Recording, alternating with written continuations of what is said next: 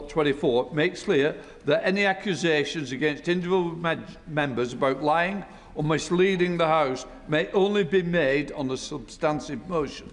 They may not be made as part of an exchange on the statement. The House rule on this is in place to ensure that members focus on the substantive matters under discussion, and if the debate is needed on matters of individual conduct, that must be drawn in the proper terms with notice. I encourage all members to engage in respectful debate, and our constituents would expect. I therefore now come to the statement. Prime Minister Keir Starmer.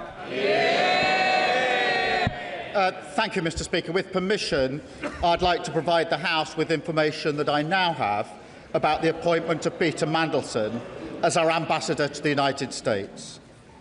But, Mr. Speaker, before I go into the details, I want to be very clear with this House that while this statement will focus on the process surrounding Peter Mandelson's vetting and appointment, at the heart of this, there is also a judgment I made that was wrong. I should not have appointed Peter Mandelson. I take responsibility for that decision, and I apologise again to the victims of the paedophile Jeffrey Epstein, who were clearly failed by my decision. Mr. Speaker, last Tuesday evening, the 14th of April, I found out for the first time that on the 29th of January 2025, before Peter Mandelson took up his position as ambassador, the Foreign Office officials granted him developed vetting clearance against the specific recommendation of the United Kingdom security vetting that developed vetting clearance should be denied. Not only that, the Foreign Office officials who made that decision did not pass this information to me, to the Foreign Secretary, to her predecessor, the Deputy Prime Minister, to any other minister, or even to the former Cabinet Secretary, Sir Chris Wormold. I found this staggering, and therefore last Tuesday I immediately instructed officials in Downing Street and the Cabinet Office to urgently establish the facts on my authority. I wanted to know who made the decision, on what basis, who knew, and, Mr. Speaker, I wanted that information for the precise and explicit purpose of updating this House, because this is information I should have had a long time ago. And it is information that this House should have had a long time ago. It is information that I and the House have the right to know. I will now set out a full timeline of the events in the Peter Mandelson process, including from the fact-finding exercise I instructed last Tuesday. Before doing so, I want to remind and reassure the House that the Government will comply fully with the humble address motion of the 4th of February. Mr. Speaker, in December 2024, I was in the process of appointing a new ambassador for Washington.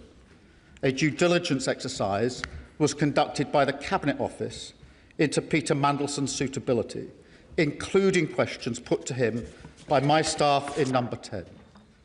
Peter Mandelson answered those questions on the 10th of December, and I received final advice on the due diligence process on the 11th. I made the decision to appoint him on the 18th of December. The appointment was announced on the 20th, and the security vetting process began on the 23rd of December 2024.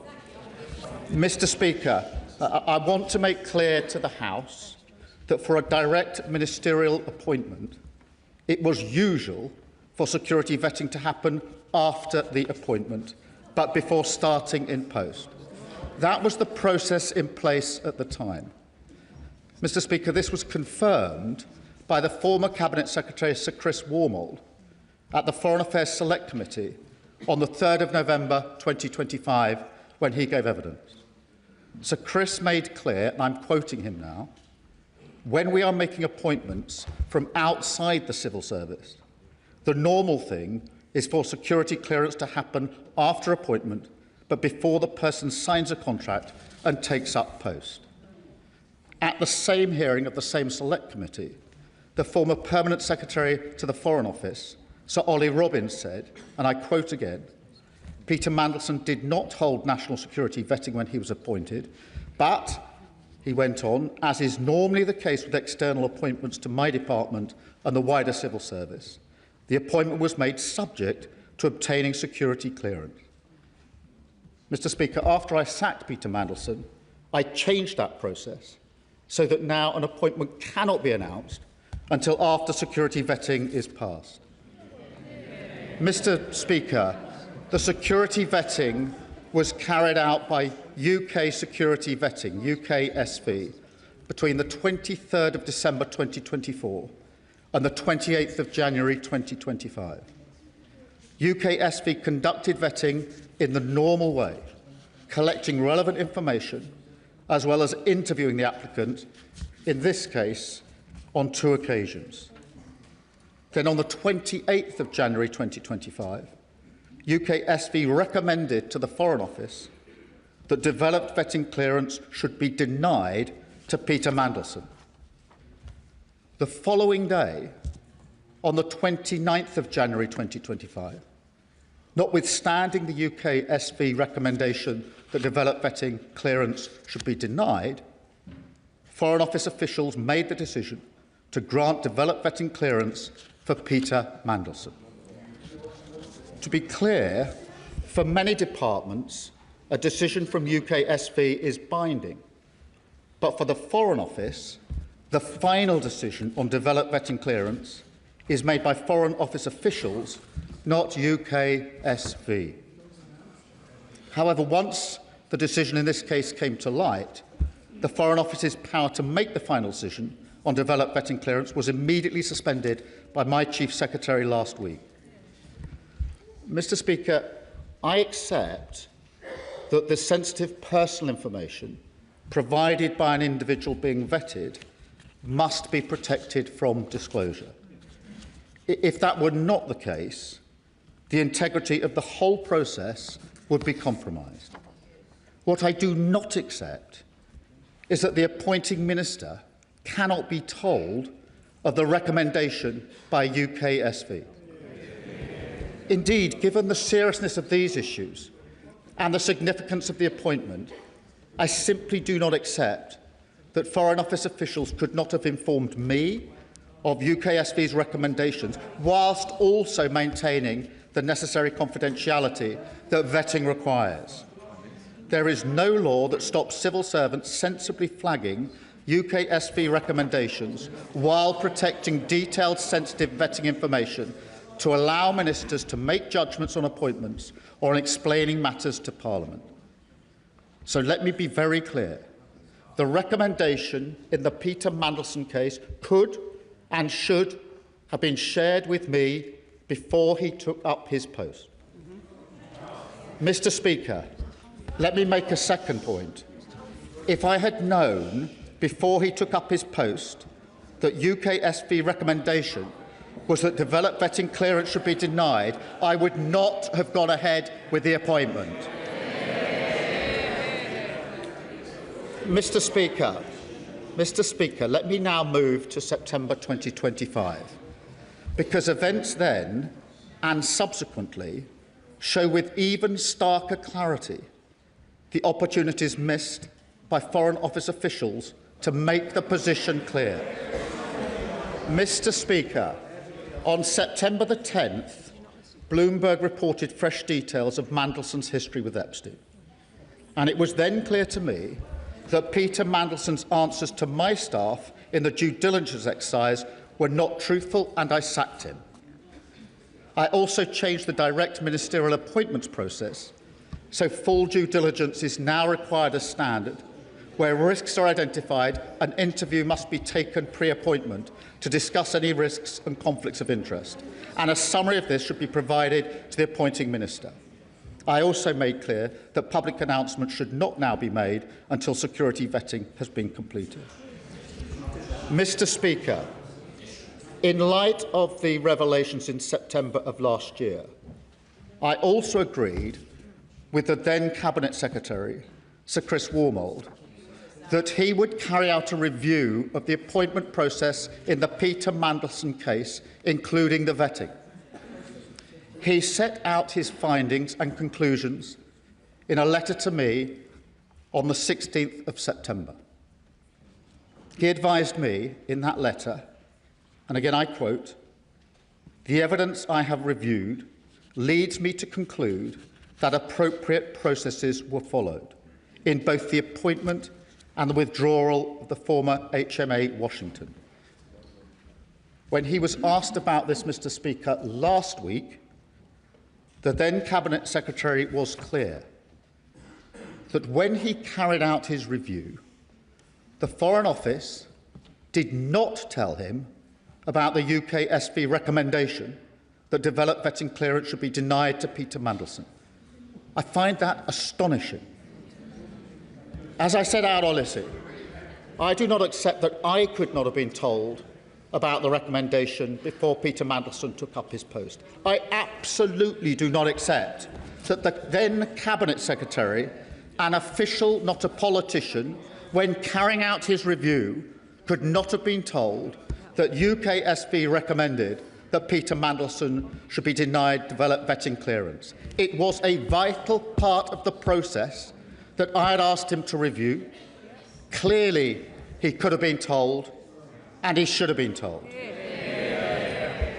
Mr. Speaker, on the same day as the then Cabinet Secretary wrote to me, so that's the 16th of September 2025, the Foreign Secretary and the then Permanent Secretary of the Foreign Office, Sir Olly Robbins, provided a signed statement to the Foreign Affairs Select Committee. The statement says, and again I quote, "The vetting process was undertaken by UK Security Vetting on behalf of FCDO and concluded with DV clearance being granted by the FCDO in advance of Lord Mandelson taking up post in February." It went on to say, and again I quote, "Peter Mandelson's security vetting was conducted to the usual standards set for developed vetting in line with established Cabinet Office policy." Mr. Speaker, let me be very clear to the House. This was in response to questions which included whether concerns were raised, what the Foreign Office's response was, and whether they were dismissed. Mr. Speaker, that the Foreign Secretary was advised on and allowed to sign this statement by Foreign Office officials without being told that UKSV had recommended Peter Mandelson be denied developed vetting clearance is absolutely unforgivable. This is a senior Cabinet member giving evidence to Parliament on the very issue in question. Mr. Speaker, in light of further revelations about Peter Mandelson in February of this year, I was very concerned about the fact that developed vetting clearance had been granted to him.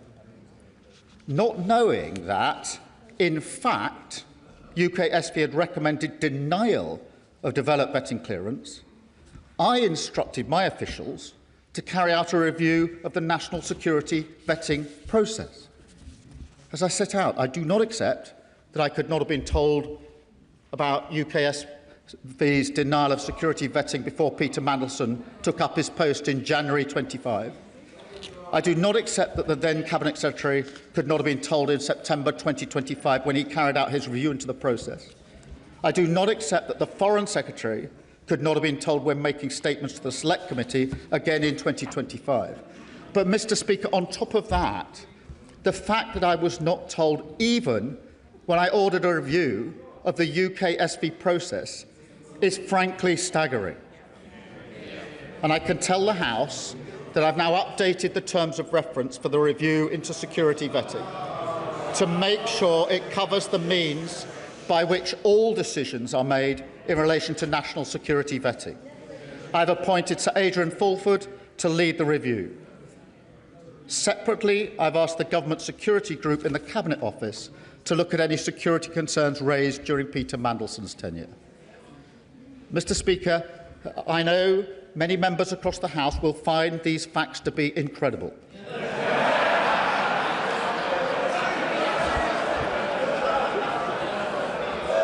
To that, I can only say they are right. It beggars belief that throughout the whole timeline of events, officials in the Foreign Office saw fit to withhold this information from the most senior ministers in our system in government. That is not how the vast majority of people in this country expect politics, government or accountability to work. And I do not think it's how most public servants think it should work either. I work with hundreds of civil servants, thousands even, all of whom act with the utmost integrity, dedication and pride to serve this country, including officials from the Foreign Office who, as we speak, are doing a phenomenal job representing our national interest in a dangerous world, in Ukraine, in the Middle East and all around the world. This is not about them, but yet it is surely beyond doubt that the recommendation from UK SV that Peter Mandelson should be denied vetting clearance was information that could and should have been shared with me on repeated occasions and therefore should have been available to this House and ultimately to the British people. And I commend this statement to the House. Kemi Bey, not Leader of the Opposition. Thank you, Mr. Speaker. And I thank the Prime Minister for advance sight of his statement. His reputation is at stake. Everyone is watching. It is finally time for the truth. Earlier today, Mr. Speaker, Downing Street admitted that the Prime Minister inadvertently misled the House. The Prime Minister has chosen not to repeat that from the dispatch box. I will remind him that under the Ministerial Code, he has a duty to correct the record at the earliest opportunity. The Prime Minister says he only found out on Tuesday that Peter Mandelson failed the security vetting. The earliest opportunity to correct the record was Prime Minister's questions on Wednesday, almost a week ago. This is a breach of the Ministerial Code. Under that code, he is bound to be as open as possible with Parliament and the public in answering questions today. So let me start with what we do know. We know the Prime Minister personally appointed Peter Mandelson to be our ambassador to the United States. We know that Mandelson had a close relationship with a convicted paedophile. We know that he had concerning links with Russia and China, links that had already raised red flags. We know that the Prime Minister announced the appointment before vetting was complete, an extraordinary and unprecedented step for the role of US ambassador. The Prime Minister says that it was usual for this because it was a political appointment. So I will remind him and the rest of the Labour front bench who are heckling that Peter Mandelson was a politician who had been sacked twice from government for lying. That meant he should have gone through the full security process. And we also know, finally, Mr. Speaker, that when Peter Mandelson failed the security vetting, he was allowed to continue in the role with access to top-secret intelligence and security information. This goes beyond propriety and ethics. This is a matter of national security. So let me turn to what we do not know. We still do not know exactly why Peter Mandelson failed that vetting. We do not know what risks our country was exposed to, and we do not know how it is possible that the Prime Minister said repeatedly that this was a failure of vetting, went on television and said things that were blatantly incorrect, and not a single advisor or a single official told him that what he was saying wasn't true. At every turn, with every explanation, the government story has become murkier and more contradictory. It is time for the truth. There are too many questions to ask in the allotted time, Mr. Speaker, so I'm now going to ask the Prime Minister just 6 questions, and I have taken the unprecedented step of providing these questions to the Prime Minister in advance. So he has them in front of him. And I have asked for these questions to be put online for the public. They and I expect him to answer. The Prime Minister appointed a national security risk to our most sensitive diplomatic post. Let's look at how this happened. The Right Honourable Gentleman told me at PMQs in September 2025 that full due process was followed in this appointment. We now know that in November 2024, Lord Case, the then Cabinet Secretary, told him this process required security vetting to be done before the appointment. He did not mention any of what Lord Case said in his statement earlier. So, first question, does the Prime Minister accept that when he said on the floor of the House that full due process was followed, this was not true? Secondly, on the 11th of September last year, journalists asked his Director of Communications if it was true that Mandelson had failed security vetting. These allegations were on the front page of a national newspaper, and yet Number 10 did not deny the story. Why? 3. Will the Prime Minister repeat from the dispatch box his words last week that no one in Number 10 was aware before Tuesday that Mandelson had failed his vetting? The Prime Minister says he's furious that he wasn't told the recommendations of the vetting. Yet on the 16th of September, a Foreign Office Minister told Parliament, and I quote, "The national security vetting process is rightly independent of ministers who are not informed of any findings other than the final outcome." This was the government's stated process. So why is the Prime Minister so furious that it was followed? On the 4th of February 2026, the Prime Minister, fifth question, Mr. Speaker, on the 4th of February 2026, the Prime Minister told me from the dispatch box that the security vetting he had received had revealed Mandelson's relationship with Epstein. How could he say that if he had not seen the security vetting? And finally, Mr. Speaker, Sistema is a Russian defense company closely linked to the Kremlin and Vladimir Putin's war machine. Was the Prime Minister aware before the appointment that Peter Mandelson had remained a director of that company long after Russia's invasion of Crimea? Mr. Speaker, everyone makes mistakes. It is how you face up to those mistakes that shows the character of a leader. Instead of taking responsibility for the decisions he made, the Prime Minister has thrown his staff and his officials under the bus. This is a man who once said, "I will carry the can for the mistakes of any organisation I lead." Instead, he has sacked his Cabinet Secretary. He has sacked his Director of Communications. He has sacked his Chief of Staff. And he has now sacked the Permanent Secretary of the Foreign Office. All of these people fired for a decision he made. The Right Honourable Gentleman's defence is that he, a former Director of Public Prosecutions, is so lacking in curiosity that he chose to ask no questions about the vetting process. He asked no questions about Mandelson's relationship with Epstein. He asked no questions about the security risk Mandelson posed. Apparently, he didn't even speak to Peter Mandelson before his appointment. It doesn't appear that he asked any questions at all. Why? Because he didn't want to know. He had taken the risk. He had chosen his man. Whitehall had to follow.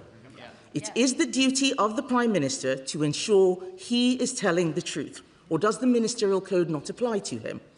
I'm only holding the Prime Minister to the same standard to which he held others. On the 26th of January 2022, the Right Honourable Gentleman said to a previous Prime Minister at this dispatch box, if he misled the House, he must resign. Does he stand by those words, or is there one rule for him and another for everyone else? Mr. Speaker, let me respond to those points. Firstly, when I found out what had happened on Tuesday evening last, I wanted to have answers to the question who made the decision to recommend to give clearance on developed vetting contrary to the advice, why that was done, and who knew about it, so that I could provide the information to the House, Mr. Speaker. That is the exercise that's been conducted since Tuesday evening and today, so that I could come here today to give the full account to the House, which I've just set out. Mr. Speaker, she asked me about developed vetting security clearance after the appointment. I set out that wasn't me saying that. I read out the evidence of the former Permanent Secretary about that and the former Cabinet Secretary in relation to that. And I think the quotes that I've given to the House are clear enough in relation to that. She also asks why Peter Mandelson failed. Mr. Speaker, it's important to make a distinction between the information provided to the review and the recommendation. The information in the review must be protected and has been protected, because otherwise the integrity of the entire system would fall away. But the recommendation doesn't need to be protected and should not have been protected. Mr. Speaker, in relation to her questions, in relation to the answer about full due process, that was the information that I had, that I put before the House, and it was confirmed to be by Sir Chris Wormald, because in September I asked him to conduct a review of the process to assure me that the process was correctly carried out. He did that and wrote to me on the 16th of September, giving me that his conclusions.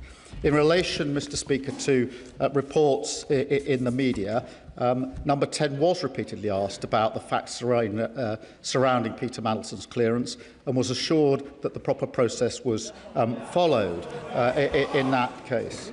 Mr. Speaker, in relation to those in number 10, let me give the answer. Nobody in number 10 was informed about UKSV's recommendation. Mr. Speaker, just to be clear and for the record, the Cabinet Office Permanent Secretary did receive information recently and then sought the necessary and legal advice. Once those checks were completed by the Cabinet Office Permanent Secretary, I was told, that is in the last 2 weeks or so, that was entirely the right procedure, to get the legal advice and then to bring it to my attention at the first opportunity. It was the right procedure that was followed by my officials in the last few weeks. Mr. Speaker, in relation to why I was furious about the process, for the very reason, Mr. Speaker, I strongly believe I should have been given this information at the very outset. I strongly believe there were repeated times when I should have been told. I should have been told on appointment. I should have been told when Peter Mandelson was sacked. The Cabinet Secretary should have been told when he reviewed the process. The Foreign Secretary should have been told before she was asked to sign a statement to the Select Committee. And I should have been told when I ordered a review of vetting, Mr. Speaker. In relation to the point she makes about what I said in February in answer to a question of hers, I make it very clear, Mr. Speaker, I had not seen the security vetting file. I did not know that UKSV... The question asked me about vetting. I knew about the due diligence, and that's why I put before the House what I knew about the due diligence in relation to Epstein. The question asked me about vetting, and I knew what the due diligence has said, and therefore I told the House what the due diligence has said. I didn't tell them what security vetting had said because I hadn't seen the file in relation to that.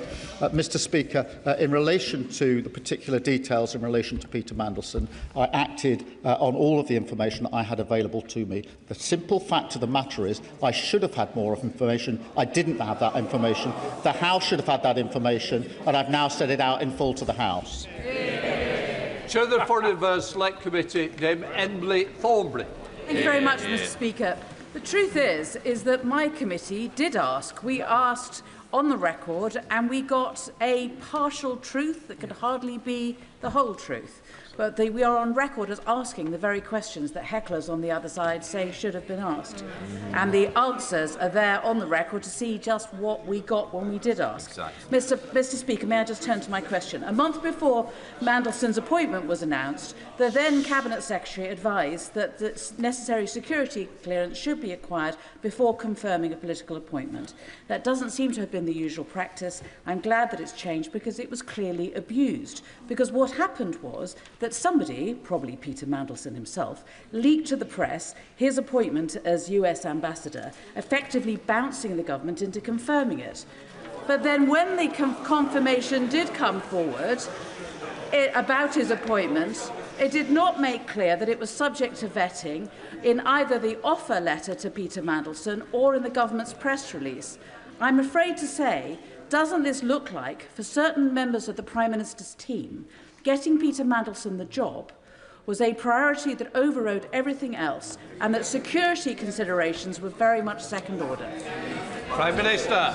Well, can I thank her for her question? Her committee did ask relevant questions, and that's why I have indicated that it was unforgivable that the Foreign Secretary was asked to sign a statement in response to those very questions without being told about the recommendation. The questions were asked. She was asked to advised and asked to sign a statement without being told the relevant information, and that is unforgivable.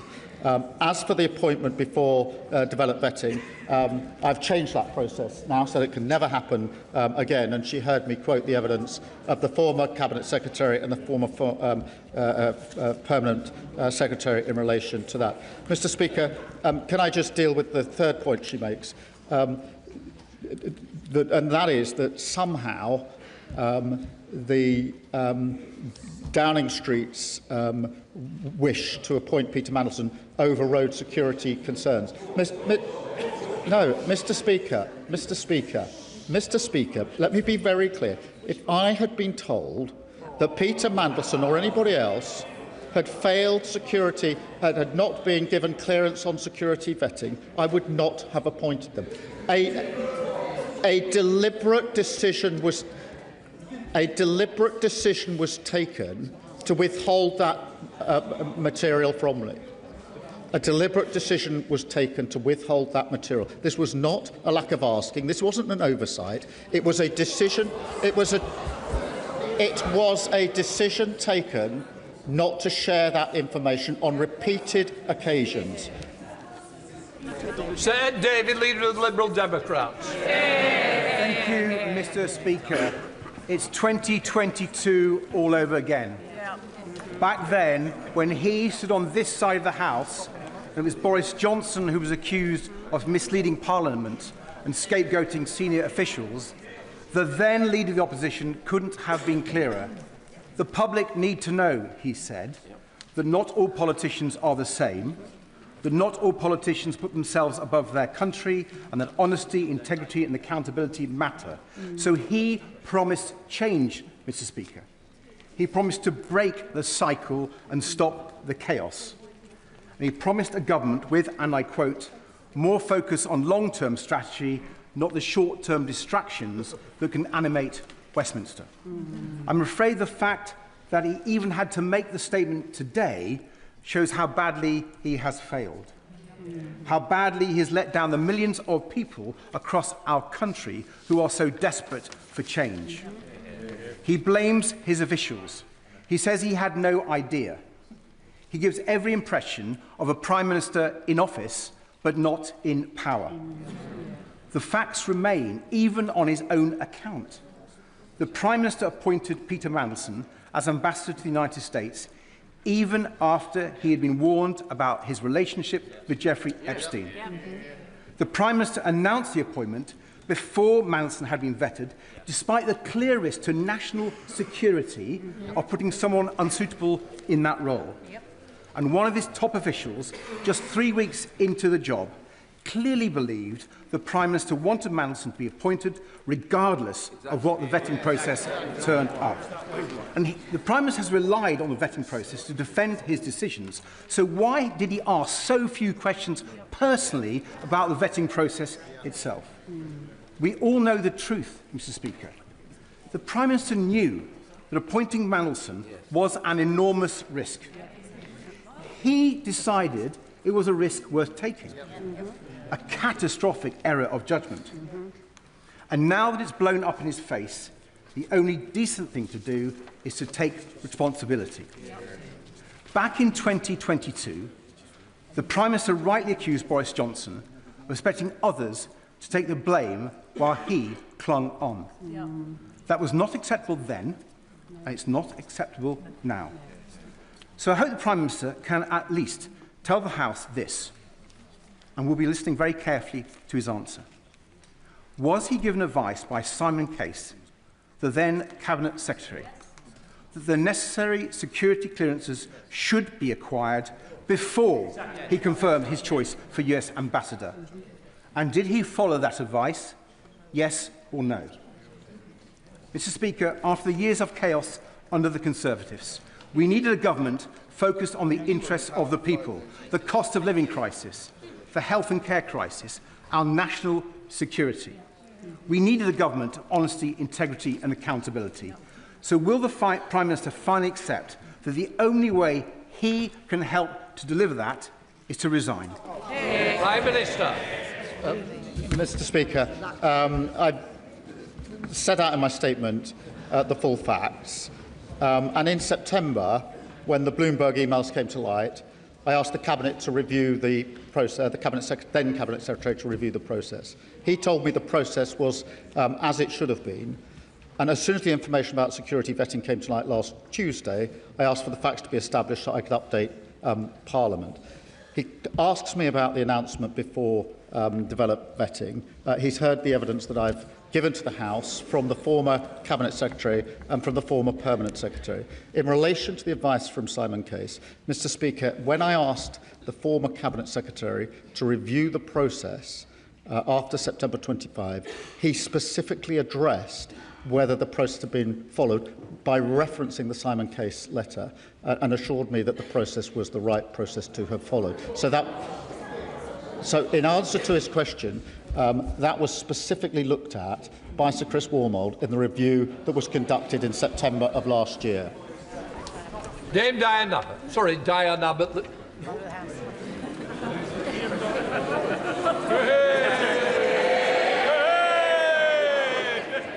The Prime Minister has gone on at considerable length about process and procedure. But ordinary people don't really care about process and procedure. They want transparency and they want to know that they can have confidence in the words of elected politicians, like all of us in this chamber. On the question of Peter Mandelson, it was in the 90s that Peter Mandelson had to resign from the Cabinet for the first time because of his dealings with the millionaire Geoffrey Robinson. It was a few years later he had to resign from the Cabinet for the second time because of his relationships with the billionaire Hinduja family. Peter Mandelson has a history.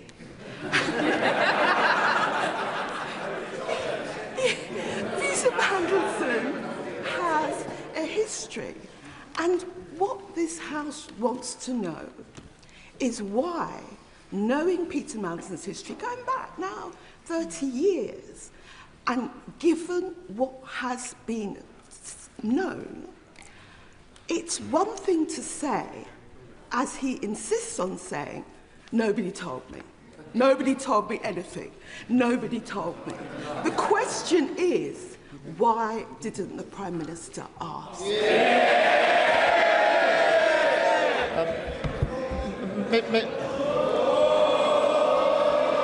Mr. Speaker, in relation to her question, let me be clear.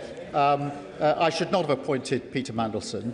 As soon as the further revelations came to light, I asked the Cabinet Secretary to review the process so I could be assured about the process. He wrote to me on the 16th of September, setting out the conclusions of that review and assuring me the process had been followed properly. Simon Hoycher of Packer. Thank you, Mr. Speaker. The Prime Minister has spoken about process and the reviews and trying to put that which went wrong right. That is to be supported. But he's also asking the House and the country to believe that, notwithstanding a front-page media splash that Peter Mandelson had failed the vetting process, that there was nobody in Number 10 or in any government department that even thought to say, is there any truth in this? Could I have a briefing on that? We need to knock this story down. If nobody asked, that is the shameful thing. And if nobody asked, does it not say to the Prime Minister that the operation of his government, which seems to be process, strategy, review, never my fault, is not sustainable and is not welcomed by the country at large? In answer to his question, the FCDA was repeatedly asked, in light of inquiries. The same answer came back because a clear decision had been taken that this information was not going to be disclosed. And it wasn't disclosed to me, let alone to anybody else. So yes, repeatedly the FCDA was asked, the same answer came back as the answer that was given to me. The decision was that I wasn't to know and nobody else was to know. That was wrong. John MacDonald. Can I say that on this side of the House at least, to my honourable friend, many will appreciate his apology today. But many of us will remain bewildered still why that appointment took place, despite the warnings that many of us gave him. And isn't the reality this, that when he sought to realise his ambition to become leader of the Labour Party, with very little base within the party, he became dependent on McSweeney and Mandelson and Labour together to organise, fund his election. And that when he became Prime Minister, the reward for McSweeney was control of Number 10, and for Mandelson, the highest diplomatic office. And the message, the unspoken message to civil servants was, what Mandelson wants, Mandelson gets. This has damaged the party that I've been a member of for 50 years. I urge him to take steps to clear this toxic culture out of our party and take the first step by having an independent inquiry into Labour together. Prime Minister. Mr. Speaker, can I just deal with what's at the heart of that question in relation to an unspoken message to civil servants? I don't accept that, Mr. Speaker. It is simply not good enough on a question of national security where clearance, the recommendation is clearance be denied, for anyone, particularly senior civil servants, to do anything other than provide me with the relevant information, and that is what should have happened in this case. Sir Jeremy Wright. Very much, Mr. Speaker. The Prime Minister has been very clear about his view of the urgency of his response since he learned of this vetting information. So I want to ask him about the events of last week. He will know that the Intelligence and Security Committee asked for any information relevant to vetting to be supplied to it in the first tranche of information we were to consider. We didn't receive anything about vetting at that time. The Prime Minister has told us now that on Tuesday evening he became aware of the information he has set out. But the Intelligence and Security Committee was not told about the existence of that information, information the Prime Minister must have recognised was within the terms of the humble address and would need to be supplied to the ISC. We were not told by his officials about the existence of that information until Thursday, after it had been published, its existence had been published in the Guardian newspaper. So I am bound to ask the Prime Minister this. If that information's existence had not been disclosed by the press, would we have been told about it? And if so, why did the ISC have to learn of its existence from the Guardian and not from the government? Prime Minister. Thank you for his question, and the answer is yes, it would have been provided to the committee, and I think, as he acknowledged, it has now been provided to the committee. The reason for the delay is on Tuesday night I found out simply that the recommendation had been made to deny clearance, and yet clearance had been given. I wanted to understand who gave that clearance, on what basis, and who knew about it, so I could update the House and obviously make the information available to the committee. And that's what I asked on Tuesday night my officials urgently to do, so that the full picture could have been put before both the House and the committee. And I'll make sure that the full picture is put before the committee. Alistair Strapper. Thank you, Mr. Speaker. Many of my constituents are rightly appalled that someone who betrayed not just our country but every single victim of Jeffrey Epstein was able to serve in such a prestigious position. Whatever the judgment in the security vetting file, that decision to appoint him was wrong, and I welcome the Prime Minister's owning an apology for that moment. But many of my constituents are also rightly concerned to learn that not a single democratically elected official in government was informed about that decision. Given this, what undertakings is the Prime Minister instigating right across government to ensure that in the future it's our democratic decision makers who are putting the full picture for these crucial judgments? Prime Minister. Can I thank him? And Mr. Speaker, that is precisely why I've asked for the entire developed vetting process to be reviewed by Sir Adrian Fulford, and I've made it absolutely clear to this House and to the civil service that my strong view is that the information that was not provided to me could have been provided and should have been provided. Umbrella. Thank you, Mr. Speaker. The Prime Minister wants us to focus on process and not his judgment. But this entire sorry episode is the direct result of his decision to make a direct appointment to one of the most senior roles in the FCDO of somebody who was wholly inappropriate for the role. So can the Prime Minister at least confirm to the House that this was a singular error of judgment and that his number 10 operation has not proposed political appointee for any other senior role in the FCDO? Prime Minister. In relation to the decision, yes, it was my decision. It was an error of judgment, and that's why I've apologised to the victims of Epstein. I've done it again today, and right to do so. In relation to the second point of his question, whether any other political appointments, I will have to just check on that and get back to him, because I'm not. There are very many appointments made. There are very many appointments made to senior positions, and I will just check that for him. Rick Corgill.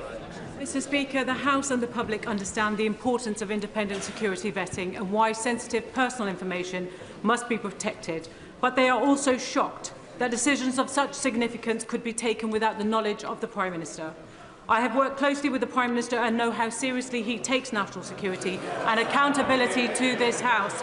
So can the Prime Minister set out what steps he will take to remove any ambiguity, so where there are serious concerns, those risks are flagged to ministers, ensuring that accountability to this House and to the country is always upheld?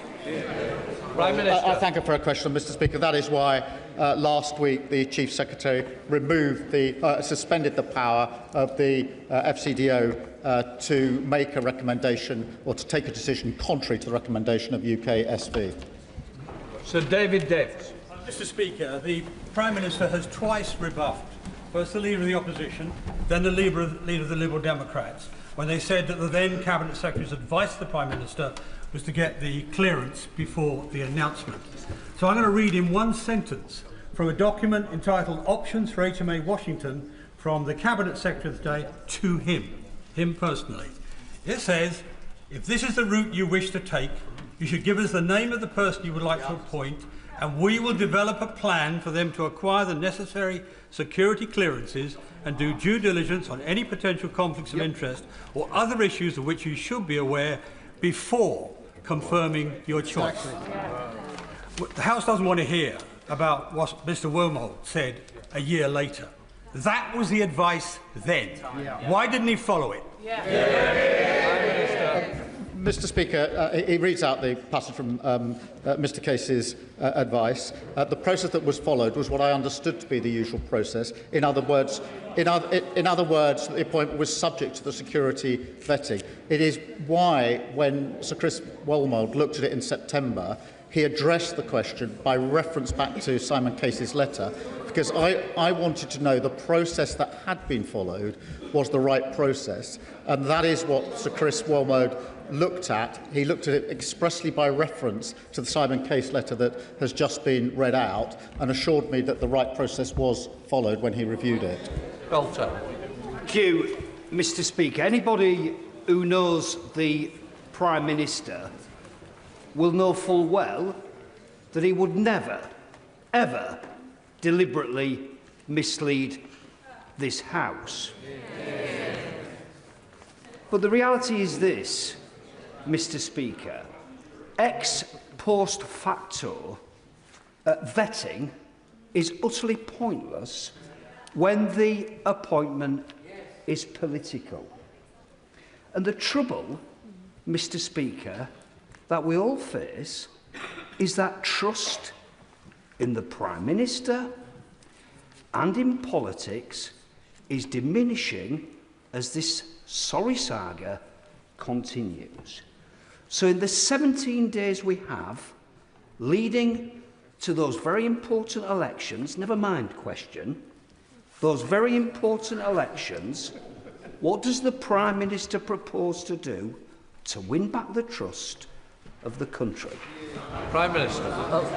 Mr. Speaker, in relation to his point about vetting in relation to political appointments, I don't agree, but I do agree that the due diligence for direct ministerial appointments should be the same as for any other appointments. It clearly wasn't, and that's why in September I ordered that it be changed in order to make sure it is the same process, whether it's a direct ministerial appointment or any other appointment. In relation to the country, Mr. Speaker, it is important that we remain focused on the cost of living and on dealing with the war on two fronts that we face in this country, and I intend to do that. Stephen Flynn. Mr. Speaker, the harshest and most important truth in this entire process is that the Prime Minister of the United Kingdom chose to proactively ignore the victims of Jeffrey Epstein when he made the political choice to put Peter Mandelson in as the UK's most senior diplomat in the United States of America, despite knowing that he had maintained a friendship with Jeffrey Epstein himself. We have since seen Peter Mandelson be investigated for potential misconduct in public office, and we, of course, now learn through the media that Peter Mandelson had failed his security vetting. The Prime Minister blames all of this, all of it, on the judgment of others. But I'm interested in his judgment. Does he believe himself to be gullible, incompetent, or both? Yeah. Prime Minister. Mr. Speaker, I thank him for his question. I've laid out the relevant facts. It is absolutely clear that nobody is suggesting that this information was made available to me. It clearly wasn't made available. It should have been made available, and I would not have made the appointment had it been made available. That is why I set out the facts in some considerable detail to the House, with relevant quotes from all the relevant players in this. Stella Creasy. Thank you, Mr. Speaker. The Prime Minister is being candid about some of the challenges in this process. I'm sure he will share the frustration across this House that revelations keep coming and this matter keeps coming back to Parliament. Now, he says that he has acted to prevent any further challenges in the vetting system for the government for senior appointments. Can he therefore give all of our constituents and this House the reassurance that he has no further sense there will be any challenges to any other senior appointments through the vetting process that this government has made? Well, Mr. Speaker, that is precisely why I've asked for a review to be carried out of the security vetting. I have no reason to believe that to be the case, but I want to be assured about the security vetting process, and that's why I've asked Sir Adrian Fulford to look at it so he can give me that further reassurance. I will then, of course, pass that on to the House. Dame Karen Bradley. Thank you very much, Mr. Speaker. The Prime Minister has just told us that after he sacked Peter Mandelson, he changed the process so that now an appointment cannot be announced until after security vetting is passed. Why did he do that if he didn't think there was a problem with the security vetting? Well, Mr. Speaker, in September, it became clear to me that in relation to the due diligence that had been carried out by the Cabinet Office, Peter Mandelson had been asked questions by my staff and given answers which were not truthful. That was exposed by the Bloomberg emails. At that point, I became concerned about the entire process. I asked for the review of the process by Sir Chris Wormold, which he carried out, but I also made it immediately clear that I would change the due process so that whether it's direct ministerial appointments or any other appointments, the same process was gone through. And I also wanted to make it clear that I didn't think that it was right that appointments should be announced before security vetting was gone through in any circumstances, and therefore I changed it straight away. Rachel Blake. Thank you, Mr. Speaker. My constituents are deeply concerned about the appointment of Peter Mandelson, and they want to see complete transparency going forward. I'm really concerned to read that the civil servants in the Cabinet Office may have had this information about a month ago, and it has taken them this long to be able to be in a position where they can share the information with the democratically elected person making this appointment. What can the Prime Minister share with us today so that we don't have to face this type of issue going forward? Prime Minister. Can I address that head on? Because what happened was that the information came to the attention of senior civil servants who were in fact doing the compliance work on the humble address. When they saw the information about developed vetting, they took legal advice straight away to ask whether it was legal to disclose that to me. They got that advice, and as soon as the advice was given, they disclosed it to me straight away last Tuesday. That was the right and appropriate thing for them to do. There's no criticism of what they did. Rachel Gilmore. Thank you, Mr. Speaker. We know that last September, MI6's finding that Mandelson's compromising business interests was accurate. I mentioned it myself on September the 15th in 2025. He failed his security vetting. We also know the former Cabinet Secretary advised the Prime Minister to carry out security clearance for Mandelson before his appointment. It was reported in the Times yesterday that Mandelson was given strap, very, very highest security vetting, well beyond DV, despite being failed for DV. It is likely that the Americans will have serious questions about what secrets of theirs a compromised British ambassador might have accessed. Despite all this, we also know that the PM and Number 10 were utterly determined to appoint Mandelson as ambassador to DC, come hell or high water. My question is why? Prime Minister. I assure her that I have ordered a review of any national security issues arising in relation to what I found out last Tuesday, and I'll obviously update the House when that review is complete. Dr. Rupa Hutt. Thank you, Mr. Speaker. And I also thank the Prime Minister for his heartfelt statement. And, if we're judging parties on actions, not words, for reviving the post of anti-corruption czar. It was vacant for 3 of his predecessors, years and years, starting with Boris Johnson's lockdown breaches. So can I ask the Prime Minister, now that we have the heavyweight Margaret Hodge in post, what plans does he have for this broader policy area? Well, I'm sure that Margaret Hodge will do a very good job in that role, as she's done in so many other roles previously. Sir Julian Lewis. Who first suggested to the Prime Minister that Mandelson should be appointed as our ambassador to the United States, or was it just his own idea? Did it never cross his mind that Mandelson was at risk of failing the vetting process? And before sacking Olly Robbins last week, did the Prime Minister ask him why he overruled the verdict of the security vetters, and if so, what was his explanation? I did ask him, and I didn't accept his explanation. That's why I sacked him. Rachel Maskell. Thank you, Mr. Speaker. At the beginning of February, in February 2026, we learnt that Peter Mandelson had shared highly sensitive government information with Jeffrey Epstein from the former Prime Minister Gordon Brown.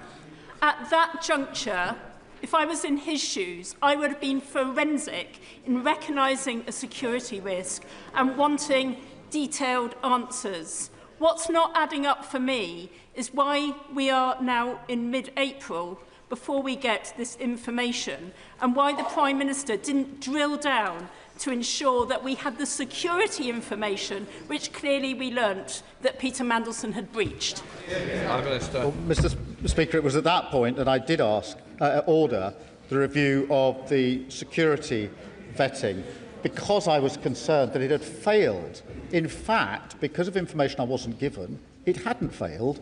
It had actually given the recommendation that clearance should be denied. The fact that when I ordered a review of UKSV, senior officials in the Foreign Office didn't at that stage, if at no other stage, bring to my attention the information they hadn't told me is astonishing, because I was ordering a review of the process, which which looked as though it had failed, when in fact it had flagged the relevant concerns. So, Oliver Dalton. Thank you, Mr. Speaker. Further to the point from my honourable friend, the member for New Forest West, I think the Prime Minister does owe it to the House to tell us what Sir Olly Robbins' response to him was when he said he'd overruled that advice, because in my experience, senior officials are actually very keen to deliver on the wishes of ministers, particularly a newly elected Prime Minister. And my concern here is that implicitly, as other members have made the point, Sir Olly Robbins was responding to a desire from the Prime Minister, because it was perfectly clear in all of the newspapers the allegations were out there about Peter Mandelson, but the Prime Minister decided to proceed anyway. The official wished to deliver on the desire of the Minister. That's why he overruled the advice, and I fear also gave him the Prime Minister a degree of plausible deniability.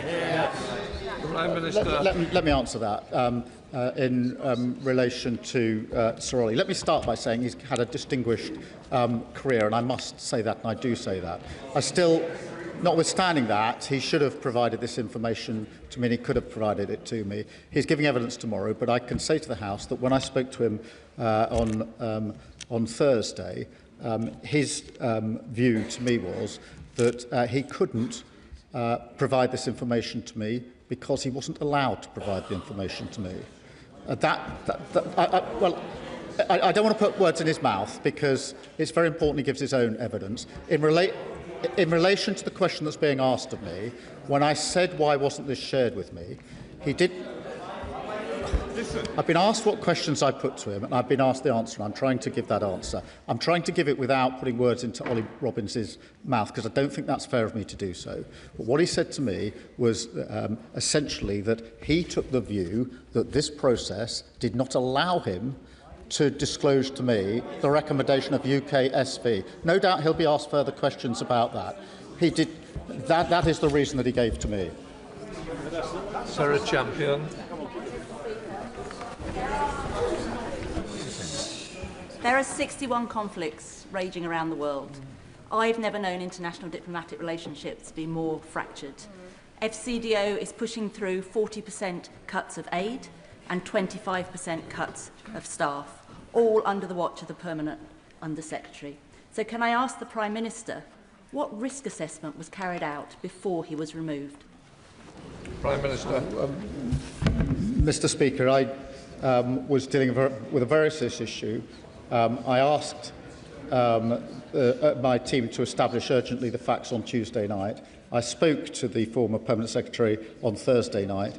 As a result of the information I had and the exchanges I had, I made it clear that I no longer had confidence in him. Anderson. Thank you, Mr. Speaker. The problem the Prime Minister's got is no one believes him. The public don't believe him. The MPs on this side of the House don't believe him. His own gullible backbenchers don't believe him. So does the Prime Minister agree with me? He's been lying. Prime Minister, sorry, we don't use those words, and I'm sure the members withdrawn it. Mr. Speaker, I have the greatest respect for you and your office, but I will not withdraw. That man couldn't lie straight in bed. No, order. Mr. Anderson, you'll have to leave. Phil Brettle. Speaker, when Sir Olly Robbins came before the Foreign Affairs Committee on the 3rd of November last year, he was asked by my honourable friend, the member for Liverpool Walton, whether, in the context of vetting, Lord Mandelson's appointment was escalated. Citing a need to maintain the integrity of the vetting system, Sir Olly replied, and I quote, "I certainly cannot comment on that, I'm afraid." Does the Prime Minister not find it perverse that when specifically asked by members of this Parliament about Mandelson's vetting, Sir Olly declined to discuss the very topic we are now debating in this House?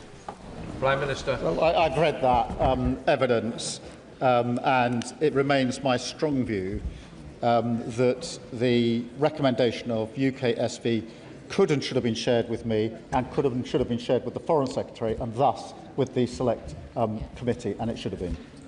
Andrew Mitchell. Thank you, Mr. Speaker. Further to the question raised by my right honourable friend, the member for Hartsware, Mr. Speaker, is it not pretty poor form that the Prime Minister shovels the blame for this, particularly onto Olly Robbins, a fine and experienced civil servant who was appointed 2 days after the Prime Minister's Mandelson announcement? Surely, Mr. Speaker, the buck stops at the top. Prime Minister. Can I say again, Sir Olly Robbins has had a distinguished career, and I've worked with him over a number of years. Nonetheless, he could and should have shared this crucially relevant information with me before Peter Mandelson took up his post, and he should have done at various points after that. And it was because of that that I lost confidence in him. That doesn't mean he hasn't got a distinguished career. He does have a distinguished career. John Davey. Thank you, Mr. Speaker, and I thank the Prime Minister for his statement. I know the Prime Minister is aware that public confidence in politicians needs to drastically improve in order to retain the public's trust. With this in mind, Reform has been accepting donations from millionaires in cryptocurrency, making it difficult to trace who actually funds them.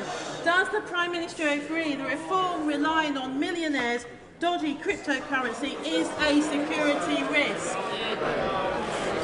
Mr. Speaker, we've taken a number of measures in relation to crypto. Relevant, don't worry, let's move on. Stephen Bartley. Thank you, Mr. Speaker. In the readout of the Prime Minister's meeting on the 15th of April on vetting, it says, and I quote, "There is no evidence that the decision to grant DV, despite the UKSV advice, had been disclosed to anyone outside FCDO and UKSV until the vetting document itself was shared with the Permanent Secretary of the Cabinet Office." Is he therefore saying that neither the Chair of the Joint Committee on Intelligence nor the National Security Advisor were aware of this security risk with our most important strategic ally until the vetting document itself was shared with Cat Little? Prime Minister. So sorry. I understand that to be the case. Obviously, no, I'm only saying that it wasn't my decision to withhold it. I understand, if I've understood Sir Olly's position correctly, that his argument is he can't share it, or he couldn't share it with anyone. With anyone. That's as I understand it. It certainly wasn't shared with the National Security Advisor. I don't think it was shared with anybody else. But it's a question that, as far as I know, it hasn't been until it was seen by my officials, legal advice was taken and shown to me. It wasn't shared with anybody else. Rinder Singh Joseph. Thank you, Mr. Speaker. I thank the Prime Minister for his statement and the clarity contained within that, and for his apology again. Despite the protestations of leaders of parties opposite and members opposite, and including some on these benches as well, I'm sure everybody in this House agrees that the government of the day should take advice of our intelligence and vetting services and act on it. Yes. In view of everything we have heard, and this is a fundamental question for me, how can government act on intelligence service and vetting advice if ministers never get to receive that advice? Prime Minister. Well, Mr. Speaker, in many instances, it's the recommendation of UKSV that is effectively the final decision. So, of course, it's known. In the Foreign Office, there is the additional part of the process in which the final decision is, in fact, taken by the Foreign Office officials rather than the recommendation of UKSV. That is what has now been suspended, so that in the Foreign Office as well, the recommendation of UKSV is what matters. Gavin Robinson. Thank you very much, Mr. Speaker. Mr. Speaker, the Prime Minister knows that he is the main character in an ongoing national scandal. And given all the blame apportioned in his statement, It is incredible that only one person has lost their position. But would the Prime Minister also recognise it is incredible to learn that in Northern Ireland a political appointment was made following the refusal to clear an individual for security access, that they have continued in their post, engaged on issues connected with the legacy of our troubled past with full security clearance, despite security service concerns, and they continue to this day. So if the Prime Minister is ordering a review by Sir Adrian Fulford, will he ensure it includes within its terms of reference or separately a deep dive into the appointment of Marie Anderson, the Northern Ireland Police Ombudsman?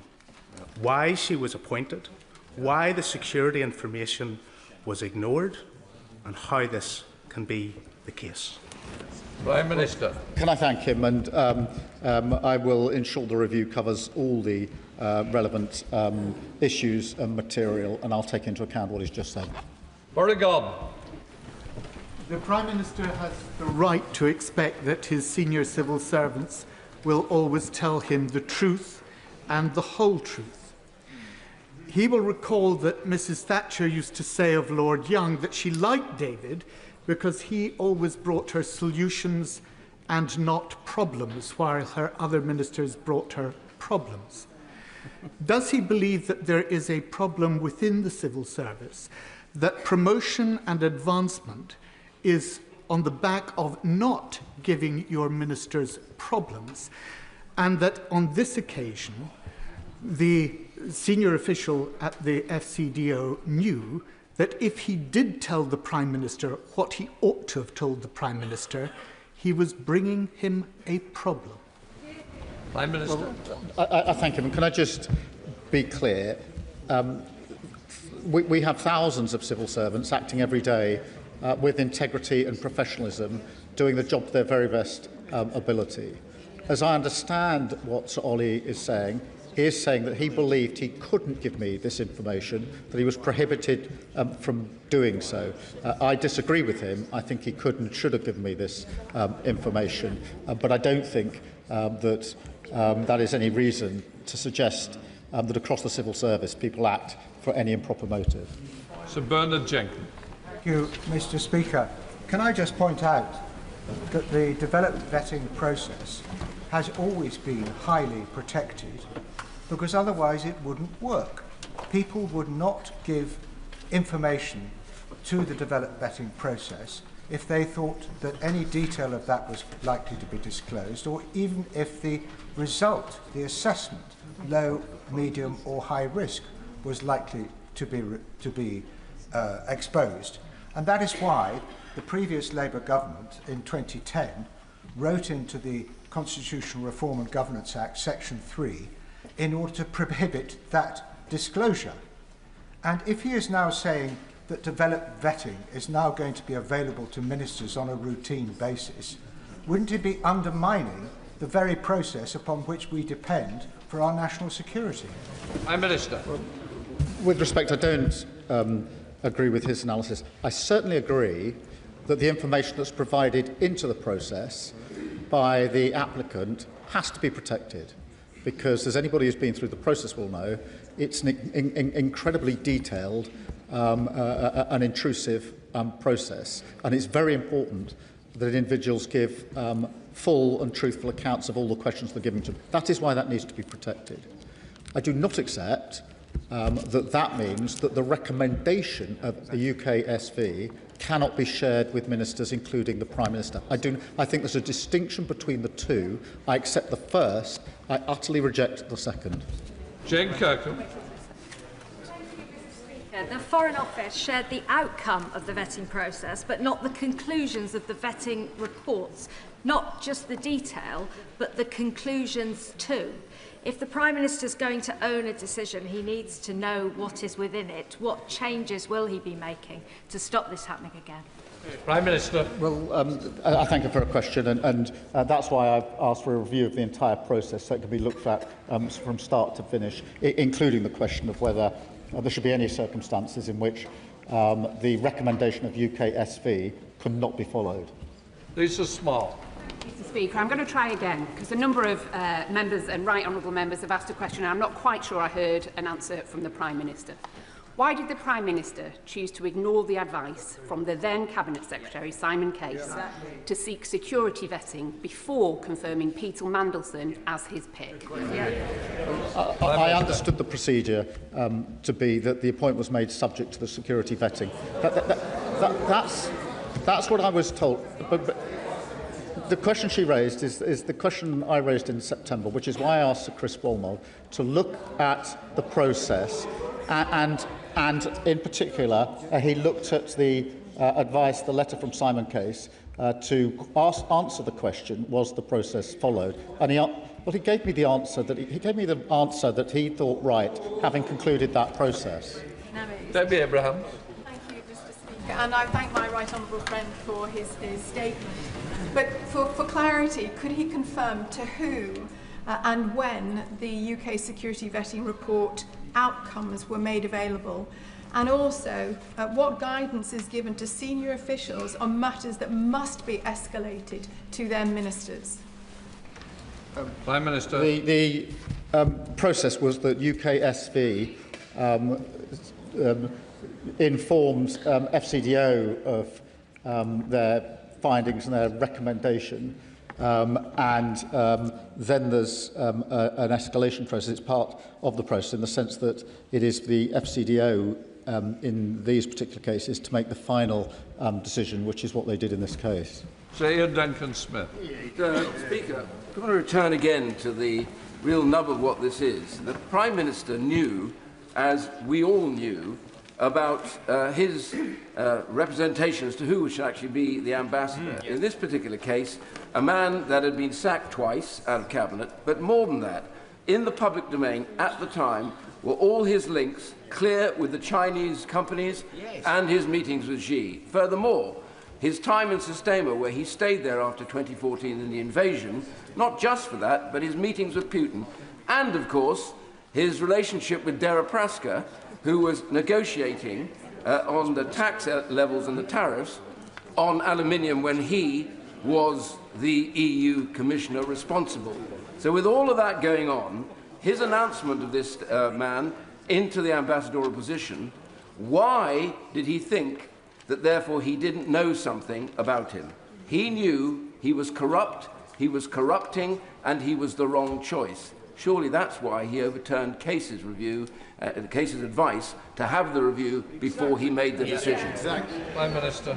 No, that's not the case. But the judgment call to appoint was my judgment call, and that was an error, and I've apologised for it, particularly to the victims of Epstein. But the developed vetting process was carried out in the way I've indicated to the House. I should have been told at the time of the recommendation. Had I been told, I wouldn't have made the appointment. Neil Duncan-Jordan. Thank you, Mr Speaker. Today's statement may well be about process and procedure, but surely, Prime Minister, the real issue is why, when Peter Mandelson's reputation was already known, was he ever considered for such an important role? Prime Minister. Well, Mr Speaker, I've accepted that was my decision and I've apologised for it. Ellie Chalmers, Dr. Ellie Chalmers. Thank you, Mr Speaker. The Prime Minister says it's staggering and unforgivable that he wasn't told about the vetting. But what's really staggering and unforgivable is that he appointed Peter Mandelson before the vetting, that he appointed Peter Mandelson knowing about his friendship with the paedophile Jeffrey Epstein. What's unforgivable is that the Prime Minister was more concerned with pandering to Donald Trump than with standing with the victims and survivors. Now, the Prime Minister has not accepted a simple sorry from his civil servant. He thinks that's inadequate. The country thinks a simple sorry is inadequate from him. Will he take personal responsibility for his staggering and unforgivable errors of judgment and resign? Prime Minister. Mr Speaker, I've set out to the House the facts of what happened in this particular case, and I am staggered, and I find it unbelievable I wasn't given the information I should have been given. Richard Bergen. Mr Speaker, The Prime Minister made the political decision to appoint Peter Mandelson, but central to that decision, along with other policy and political position decisions, would have been the Prime Minister's former Chief of Staff, Morgan McSweeney. So can the Prime Minister confirm to the House whether Morgan McSweeney passed all his security vetting, and confirm whether or not Morgan McSweeney ever handled documents for which he had anything other than the appropriate level of clearance? Prime Minister. All the appropriate necessary developed vetting has taken place in number 10, and everybody has passed that. Everyone passed it. Francois. Thank you, Mr. Speaker. If, as we've been assured, there was no law that prevented the Permanent Under-Secretary telling the Prime Minister the outcome of Mandelson's developed vetting, then presumably by the same token, there was no law that prevented the Prime Minister from asking. So can he be very clear with the House on one point? Did he, as Prime Minister, ever ask the question, did Mandelson fail his vetting? And if he did ask that question, who did he ask that question of, and when did he ask it? Prime Minister. Peter Mandelson was given developed vetting clearance. That was the clear position. He was given clearance. That's the facts as I've set them out. Clive Efford. The Prime Minister has always behaved with the utmost integrity and honour when he's been dealing with this House, and he is an eminent lawyer who understands the consequences of deliberately coming here to mislead Parliament. On top of that, he also understands the likelihood of a paper trail unravelling such a deception. So it's inconceivable that he would intentionally mislead this House. But does he agree with me that all of the documents relevant to this matter must be made public in accordance with the humble address that was passed on the 4th of February, and that no ministers or officials should engage in trying to prevent any of those documents being made public? Yes, we will comply with the humble address in full. That is the process that's going on. Mr McVeigh. Thank you, Mr. Speaker. The Prime Minister said today, I know many members across this House will find these facts to be incredible. He's right, we do, along with his staggering lack of curiosity and his inability to take on board warnings about his good friend Peter Mandelson, because the Prime Minister was given a due diligence document by the Cabinet Office which told him several reasons why Peter Mandelson should not be appointed. Fired twice from government, business dealings in Russia and China, and the fact that he'd maintained a relationship with Epstein after his imprisonment for paedophilia. The Prime Minister knew this, but appointed him anyway. Why, Prime Minister? Why? Prime Minister. Peter Mandelson was asked various questions on the back of the due diligence exercise, and he didn't tell the truth in those answers. But look, the decision to appoint him was an error. It was my error, and I've apologised for it. Sir Russell. Thank you, Mr. Speaker. It is accepted by many on these benches that the Prime Minister did not know the outcome of the vetting. But the Cabinet Secretary came on Tuesday, and she had clearly spent a month researching whether or not she could provide the advice that she did. So she clearly thought very carefully about the information that she brought. When the Prime Minister then launched an investigation, rather than coming straight to the House with the information that she had provided, was that because the information was insufficient to present to the House? And if so, when was he planning to come to the House? Prime Minister. It was insufficient because all it told me was that the recommendation of UK SV was to deny clearance. What it didn't tell me was who then provided the clearance, why did they do it, and who knew. And they were questions that the House obviously would want to raise with me, and that's why I urgently asked for those facts to be established so I could come to the House today and provide the full account that I have provided to the House. Colin Miller. Ballot vetting should be carried out before someone has, and I quote, frequent and uncontrolled access to top-secret material or any access to top-secret or coded, otherwise known as strapped material. The Prime Minister has promised full transparency, so I ask him 3 questions. Did Peter Mandelson have access to any top-secret or strapped material before his DV clearance on the 29th of January? Did Peter Mandelson have any restrictions placed on his access to top-secret or strapped material during his time in Washington? And if so, has the Prime Minister assured himself that Mandelson did not leak any of this material, just as he had leaked commercially confidential material to Jeffrey Epstein under Gordon Brown? I do not understand that he had access to strapped material before he took up his post as ambassador. He did have access after he took up his post, and that's why I have ordered a review of any security concerns that may arise. Justin Madders. Mr. Speaker, I think we all find it staggering, don't we, that someone can fail their security vetting and still be appointed to such a sensitive and critical role. And it's even more staggering, as we've heard, that the Prime Minister wasn't informed of that failure. Now, I agree with what the Prime Minister said. He didn't need to know the details, but he did need to know that he'd failed the security vetting. And it's in terms of the detail that I want to ask the Prime Minister this.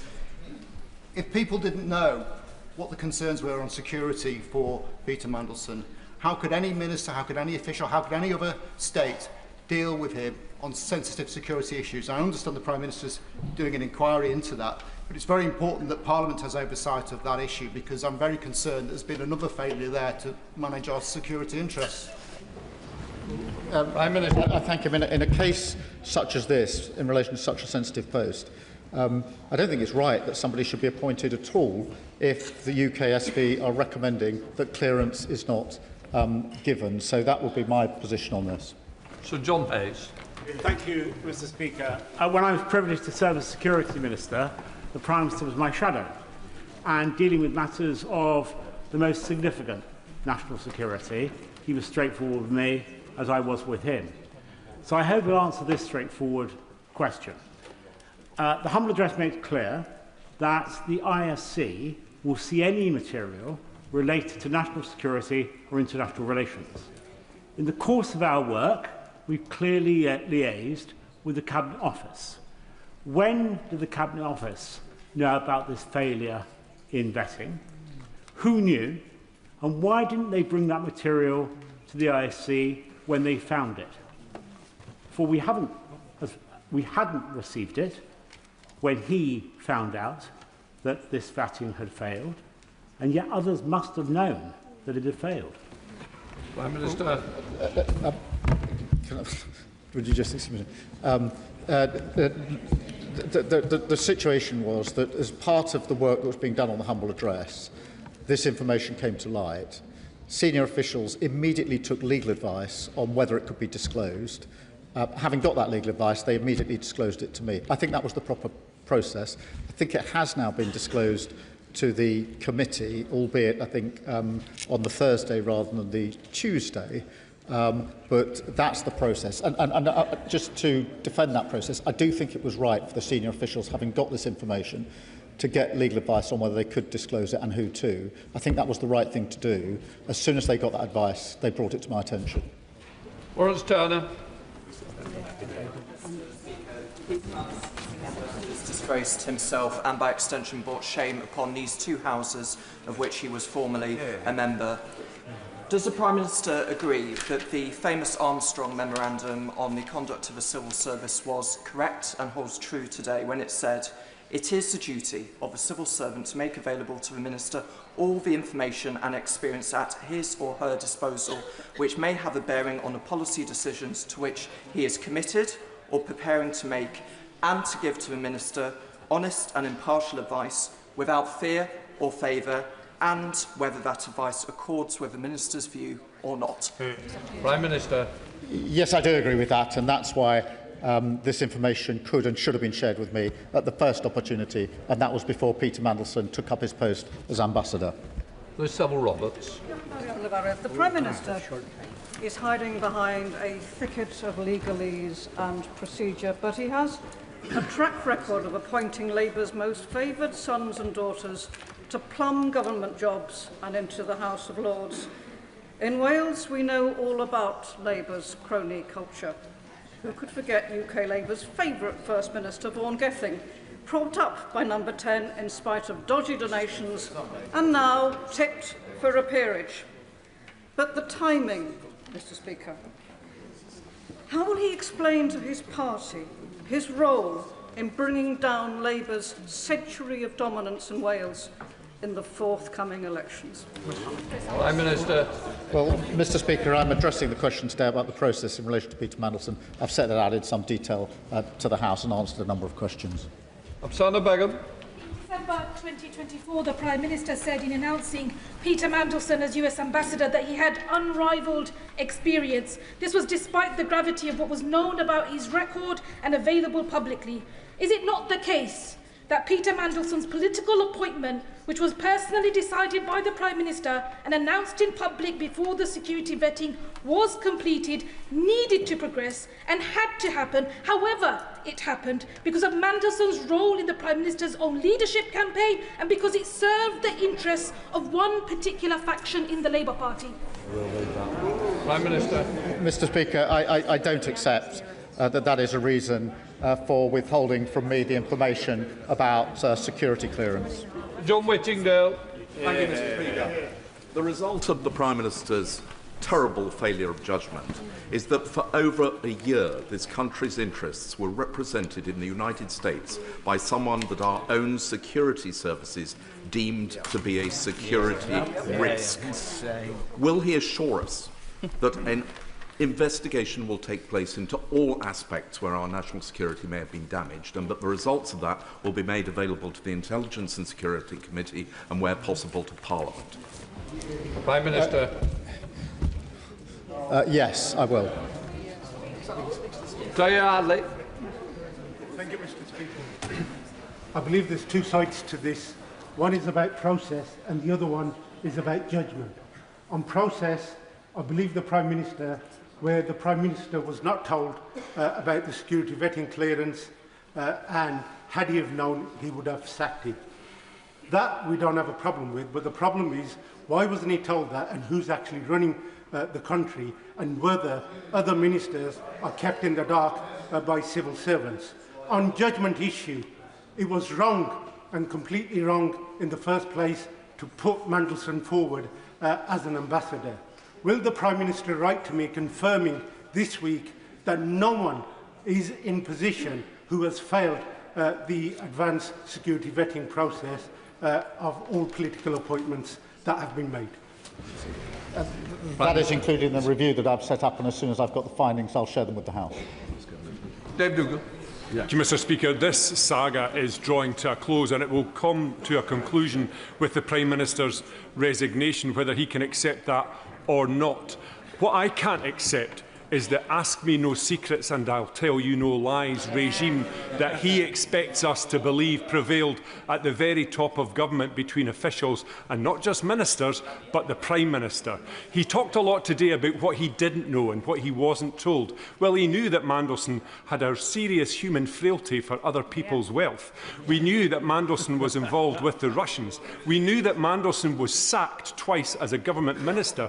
Can the Prime Minister explain what was Mandelson's actual qualities that he was pursuing in the role as US Ambassador, and what steps has he taken to contain the serious and measurable breach in national security that his appointment of Peter Mandelson facilitated? Prime Minister. Mr. Speaker, I've made it clear it was an error to appoint Peter Mandelson. There is a review going on into any security issues that may arise. Fleur Anderson. Thank you, Mr. Speaker. I welcome the Prime Minister saying that he should not have appointed Peter Mandelson. In November in the Foreign Affairs Committee, I asked about who sees vetting and was told by Sir Olly Robbins, obviously the vast majority are relatively straightforward, ones that require more senior judgment and potentially a discussion about managing and mitigating risks are escalated appropriately. Questions being asked by the Foreign Secretary or ministers or officials in number 10 should have been a signal to the civil servants to escalate this matter, given the controversial nature of this political appointment. So I would like to ask the Prime Minister whether concerns about links to Epstein, to other countries or anything else were raised by him in conversations about his appointment just before the time of his appointment that would have signalled that civil servants should escalate this. Prime Minister. Well, Mr. Speaker, there were two different processes. One was the due diligence process carried out by the Cabinet Office, in which Peter Mandelson was asked questions. Separately, there was the developed vetting process, in which the recommendation of UKSV was not shared with me until Tuesday evening. Harriet Baldwin. It seems to me that there are two different ways in which a minister can inadvertently mislead this House. One is by the things that they say, but one is by the things that they don't say. And that is why I'm particularly interested in the letter that my right honourable friend, the member for Goole and Pocklington, raised, the one from Lord Case, because that seems to have been written to the Prime Minister in November 2024, advising that a political appointment to an ambassadorial role ought to be preceded by full security vetting when it was, before it was announced. Now, it was announced by the Prime Minister in December 2024. Did he write on his decision there that he wanted it to be subject to him passing the full security vetting? What did he write on his box note? Prime Minister. Mr. Speaker, I understood it to be subject to developed vetting, but it was because of the process that in September 25 I asked Chris Wormold to do a review for me of the process, and he did that by reference back to the Simon Case letter. Thank you, Speaker. I'm sure the Prime Minister is aware of the damage that this saga has done to public trust in politics and in politicians. However, I would like him to confirm that his focus and the focus of his government is on the issues that matter most to my constituents in Banbury, in particular tackling the cost of living. Prime Minister. Well, absolutely, Mr. Speaker. The focus of me and the government is on the fact that we're facing a war on two fronts with serious consequences for our country, and that we absolutely need to deal with the cost of living, which is the #1 issue for all of our constituents up and down the country. Richard Ford. Thank you, Mr. Speaker. How did views from the United States administration affect the decision in the Foreign Office to persist with Mandelson as UK ambassador to Washington, DC, after the vetting advice was received there? Prime Minister. I don't believe that they did. This was UK security vetting carried out in the way I've described to the House. The issue is that the recommendation was not shared with me. That was a matter here in the United Kingdom. Ferriel Clark. Thank you, Mr. Speaker. Can I thank the Prime Minister for his statement? Could the Prime Minister provide the House with an update on the proposed legislation to remove peerage from disgraced peers like Peter Mandelson, who has fallen so far below what is expected of those serving in the House of Lords? Prime Minister. Yes, I've made a commitment in relation to that legislation, and work is progressing on it. Dame Caroline Downage.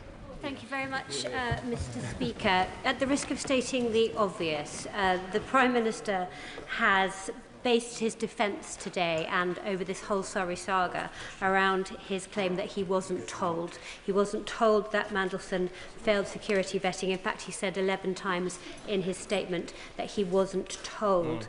I'm just wondering how many times and on which specific dates did he himself directly ask for that information? Prime Minister. Mr. Speaker, it's not a claim I wasn't told. I wasn't told, and I don't think anybody is disputing that. The clearance was given on the 29th of January 2025. That information was not provided to me. In September, I did ask specifically about the process. I did ask about the process. Chris Walmond has made it clear to me that in carrying out that review, he was not told about the security clearance recommendation that was made. I think on both occasions that information should have been provided both to me and to the then Cabinet Secretary. Chris Hinchcliffe. I thank the Prime Minister for his statement. In answer to my honourable friend earlier in this statement, the Prime Minister said that he delayed coming to this House so that he could answer, amongst other questions, why UK SV was overruled. It seems wholly incredible that this decision was made on a personal whim by a senior civil servant, and is it not that it was made because of a political pressure from Number 10 to advance a man who a particular faction in the Labour Party has looked to for moral and spiritual leadership for years? So can the Prime Minister explicitly now confirm his understanding of why the decision to overrule UK SV was made? Well, Prime Minister. Mr. Speaker, I don't accept that the view of anyone about Peter Mandelson provides an explanation for not providing me with the information that he had.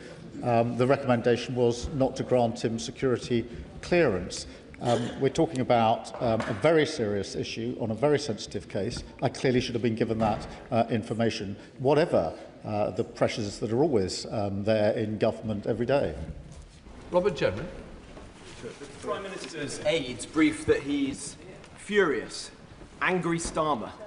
But why is it that he only ever seems to get angry when he's trying to save his own skin? Yes. Is he not angry about the 600 men who crossed the English Channel on small boats on Saturday? Is he not angry about the people who are queuing up for fuel at the forecourts and can't afford the Chancellor's taxes? Isn't the truth that his government is now so paralysed that its only agenda is cleaning up the mess left by the paedophile pal, Peter Mandelson? I think any minister of any government that hadn't been provided with this relevant information would rightly be frustrated and angry. Emily Darlington. Thank you, Mr. Speaker. I wanted to take a moment during the statement to focus on the young women who were exploited, abused, raped by Jeffrey Epstein and his friends. Years of being trafficked for rape, no one to turn to, and years of people not believing them. The idea that Mandelson would call Epstein's conviction wrongful is disgusting. And I cannot imagine how it felt for the survivors to hear that. The PM was right to sack him, so can I ask the Prime Minister to take the opportunity again to say to those young women that this House believes them and this government stands by them, and is he confident that no person with financial or personal links with sex traffickers would receive DV in the future?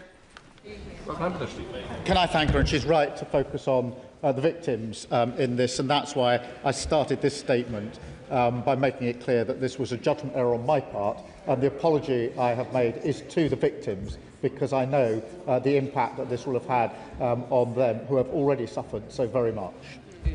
Katie Lamb. My right honourable friend, the Leader of the Opposition, asked this question, but I don't believe received a response. Was the Prime Minister aware that Peter Mandelson was a director of Systema before he was appointed? Prime Minister. Mr. Speaker, I acted on the information that was provided to me in the due diligence process. The information that was dealt with in the security vetting process has not been made available to me, nor can that detail be made available to me. It's the recommendation that should have been made available to me. Arthur Brash. Mr. Speaker, one of the things that I find most difficult to understand in this process is that when this scandal erupted in September of last year, and before the Prime Minister came to this place and elsewhere to make statements about it, statements that he must have known would have involved talking about the vetting, why he simply didn't order officials to share the vetting with him. Why didn't he, and does he regret not doing it? Well, I did ask Sir Chris Wilmot to carry out a review. I worked on the basis that all the relevant information would be shared with him. It was only last week that I found out from Sir Chris that he himself had not been provided with the information that he should have been provided for when he was carrying out the review on my behalf. Jeremy Corbyn. Thank you, Mr. Speaker. Can I take the Prime Minister back to the question asked by the member for Hackney North and Stoke Newington some while ago, when she asked a quite simple question: why the Prime Minister didn't ask any questions whatsoever about the nature of the security clearing that Mandelson had achieved, or why there was any doubt about him, or was he so obsessed with his determination to appoint this tainted figure to be the ambassador to Washington, he just wanted to ignore the rest and the officials just went along with it? Why didn't he ask the simple, straight question?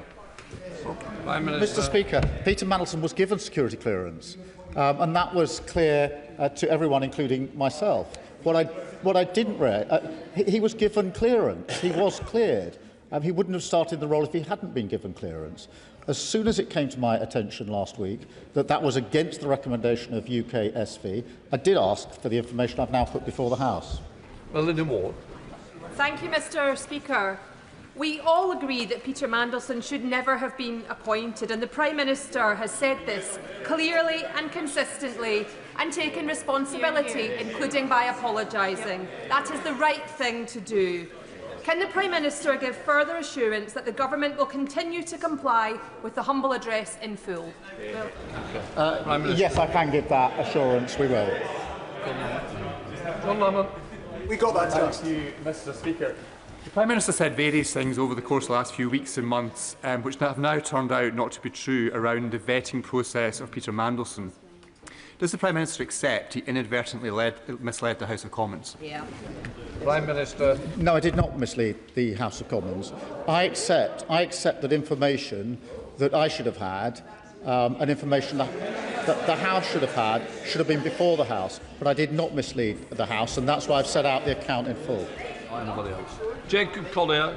Thank you, Mr. Speaker. The Bloomberg files, which caused the Prime Minister to sack Peter Mandelson, revealed that Mandelson had been leaking confidential government information to a convicted paedophile during Gordon Brown's government. In his role as ambassador to Washington, there will have been access to highly sensitive and top-secret documents. So knowing that this was his previous behaviour, is there any investigation by the government or security services into potential leaks during Mandelson's tenure as ambassador? That's why I've asked for a review to be carried out in relation to the material that could have caused any issues in relation to national security. Luke Taylor. Thank you, Mr. Speaker. On the 12th of September, it was revealed in the Independent newspaper that Mandelson did not pass vetting by MI6 and therefore by UK SV. On the 16th of September, in this chamber, my honourable friend, the member for Tiverton and Minehead, made the same claim in the presence of the Minister, the Right Honourable Member for Cardiff South and Penarth. On hearing this information, did the Minister or the Prime Minister feel the need to ask if the specific claim there was true? And in the response that was given, that DV clearance was granted by the FCDO, as a KC, how did he not see the clear difference between the question that was asked and the answer that was given? And does he not agree with me that, in his own words, his explanation beggars belief? Prime Minister. Mr. Speaker, at various points, questions were asked, and questions were therefore put to FCDO. The answer back was the same because they took the view that was not information they could share with anyone, including myself. Dr. Ellison.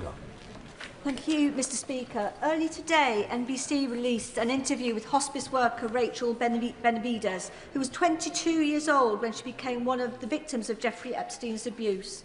For 27 years, she has been waiting for the crimes committed against her to be recognised. And as she told NBC, and I quote, "Until we are heard, until survivors are heard and believed, then I don't think there's ever going to be justice." Does the Prime Minister agree that we owe it to the hundreds of victims like Rachel to put them first in these debates, not political point scoring, and that he was absolutely right to sack someone like Peter Mandelson, who refused to believe these victims, and if he did not care? Well, I do agree with her, and can I thank her for making sure that the victims are central in this, as they should be. Dr. Andrew Morrison. Thank you, Mr. Speaker. The Prime Minister's been on his feet now for nearly 2 hours. So can I put it to him that the most charitable explanation that can be put forward to explain this sorry saga is that it has been a bad, probably terminal case of the three wise monkeys. See no evil, hear no evil, speak no evil. Prime Minister. Mr. Speaker, I've set out the procedure in some detail. Information should have been provided to me. It was not provided to me. If it had been provided, I would not have allowed the appointment of Peter Mandelson to proceed in the way that it did. Joanna Baxter. Thank you, Mr. Speaker. As we have heard, it is absolutely staggering that vital information on UKSB recommendations can be withheld from ministers taking decisions. Can the Prime Minister assure the House that in the review he is commissioning, that we examine whether any other instances in which UKSB recommendations against granting DB status, whether there are any other instances of that over not just the period of this government, but the last 14 years, because they have potential to have very serious security implications. Well, I do think that needs to be subject to the review, and that's why I've put, amongst the reasons I've put the review in place. Christine Jardine. Jardine. Thank you very much, Mr. Speaker. It must be clear to the Prime Minister that many of us in this House are totally scunnered with this whole mess. But believe me, that's nothing compared to what I'm being told in the doors in Scotland by voters who feel that they expected and were right to expect more from this government after what they were promised. We've focused on process today, but the Prime Minister wouldn't have had to come here, wouldn't have had to stand at the dispatch box, answer all these questions, if he had not made the decision which he accepts was wrong, to appoint Peter Mandelson. That's the root of this whole thing. So having accepted responsibility, what does the Prime Minister think the consequence should be for that, and how do we restore faith? Can I just help the Prime Minister and help everyone in the room? There's a lot still trying to catch my eye with a lot time. Please help each other. Let's speed up the questions. Prime Minister. Well, Mr. Speaker, I've accepted the error judgment on my behalf, but I was not provided with information. Had I been provided with it, I wouldn't have made the appointment.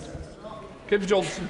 Thank you, Mr. Speaker. This morning, the Scottish Minister said that to deal with an unconventional US administration, we needed an unconventional ambassador. So, Prime Minister, does unconventional now mean appointing a man to a senior position when we know his lies, his corruption and misconduct has provided corruption at the very heart of our democracy now? And can the Prime Minister tell us when he first knew of the evidence and the advice and why he ignored it? Please, let's get other people in. Prime Minister. I first knew last Tuesday, as I've set out to the House.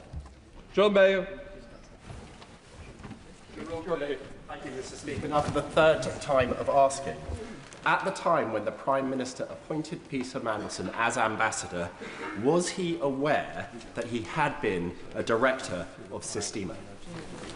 Mr. Speaker, I was aware of what was in the due diligence, and I've dealt with that. I wasn't aware of what were the issues that were dealt with in the security vetting, nor the recommendation of UKSB. Well, Pinto Jatinsky. Colin Bailey, sorry. Thank you, Mr. Speaker. Mandelson's appointment was a huge failure of the British state, and I welcome the Prime Minister's candour in accepting his responsibility for his part in it. But does the Prime Minister agree that restoring public trust is a mammoth task and requires leaders on all sides to be careful with their language and to ensure that they understand the processes that they're talking about, rather than throw about baseless accusations of, quote, lying? I do agree with that, Mr. Speaker. Joe Robertson. Thank you, Mr. Speaker. The Prime Minister has been absolutely clear that he should have been shown the recommendation of UK security vetting. He knew he hadn't seen it, so why didn't he ask for it? Prime Minister. Mr. Speaker, the first I knew that there had been a recommendation to deny clearance was Tuesday evening of last week. The security clearance had been given by the Foreign Office before Peter Mandelson took up the post. As soon as it came to my attention, I sought the information I put before the House today. I'm going to take Kevin Bennett on the bit, and then I'm going to take Steve Darling. Kevin. Thank Thank you, Mr. Speaker. Members of the public watching this matter will have been baffled by all the speculation about who said what and when. So I thank the Prime Minister for his calm, clear answer today. But no Prime Minister wants or should be in a situation like this, where governmental processes mean that critical information are not brought to the attention of ministers. So I welcome the thoughtful review. But will the Prime Minister look at the wider relationship between government ministers and civil servants so that trust can be restored? Prime Minister. Yes, I will look at that, but I do just want to assert again, thousands of civil servants act with professionalism and integrity every day. On this occasion, this information should have been brought to my attention. Had it been, the appointment would not have been proceeded with. Natalie. Oh, sorry. Yeah, carry on. Thank you, Mr. Speaker. During this session of Parliament, we have seen the head of the OBR carry the can and resign due to an error by a member of his team. What will it take for this Prime Minister to carry the can? Prime Minister. Mr. Speaker, I was not provided with information I should have been provided with. Had I been provided, I wouldn't have made the decision. It was a deliberate decision. It wasn't negligence. It was a deliberate decision not to tell me. Natalie. Thank you, Mr. Speaker. I thank the Prime Minister for his statement, and I thank him even more for the apologies on the appointment of Peter Mandelson and being here today. I want to commit the words once again to the record of Virginia Giuffre. I think they are particularly relevant to Peter Mandelson. She said, "Don't be fooled by those in Epstein's circle who say they didn't know what Epstein was doing. Anyone who spent a significant amount of time with him saw him touching girls that you wouldn't want a creepy old man touching your daughter. They can say they did not know he was raping children, but they were not blind." Now, on the House, across the House, there is consensus that we need to get to the bottom of this. I absolutely accept that the Prime Minister did not know about the security vetting. But can the Prime Minister please update the House on when we can have the next tranche of documents from the humble address so that we can get to the bottom of who did know what and when? Prime Minister. Can I thank her for her campaigning on behalf of these victims and many other victims in relation to abuse, sexual abuse in particular, and her insistence always that we must put the victims first. We are complying with the humble address as quickly as possible, and we will comply with it fully. For Blandra. Thank you, Mr. Speaker. In the Foreign Affairs Committee meeting back in November last year, I asked Sir Olly Robbins whether the Foreign Office had a different view about who should be recommended for the posting of ambassador. Sir Olly Robbins said to me that the Prime Minister took advice and formed a view himself, and we then acted on that view. Isn't it the case that the Prime Minister was repeatedly warned before the appointment that Peter Mandelson carried reputational and political risk, including that due diligence was not exhaustive and that vetting was not yet complete?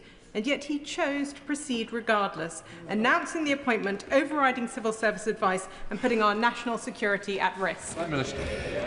Mr. Speaker, I simply don't accept that there's any good reason why I couldn't have been provided with the information that was withheld from me. Had it been provided to me, I wouldn't have proceeded with the appointment.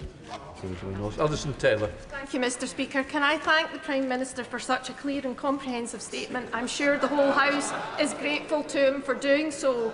Listening to the party opposite, the old adage about throwing stones in glass houses comes to mind. I don't think there are enough glass houses in Scotland to replace the ones that they are breaking today. However, Mr. Speaker, having set the record straight, does the Prime Minister agree with me that it is now the time to return to the important business of government in preserving the country's peace and security? Prime Minister. Yes, I do agree that the absolute focus needs to be on the fact that we're facing a war on two fronts and a cost of living crisis which this government is gripping. Samuel Wilson. Mr. Speaker.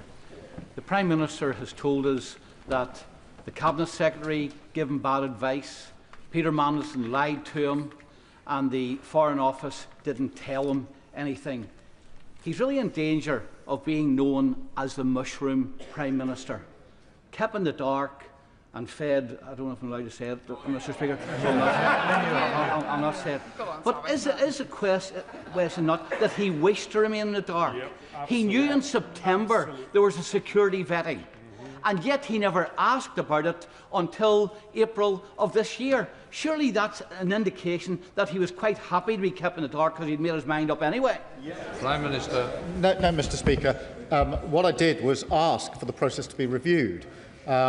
And Sir Chris Warmall carried out that review. What transpired last week is that information was withheld from him in the review. So I asked for the review. I did ask the questions. He gave me his conclusions.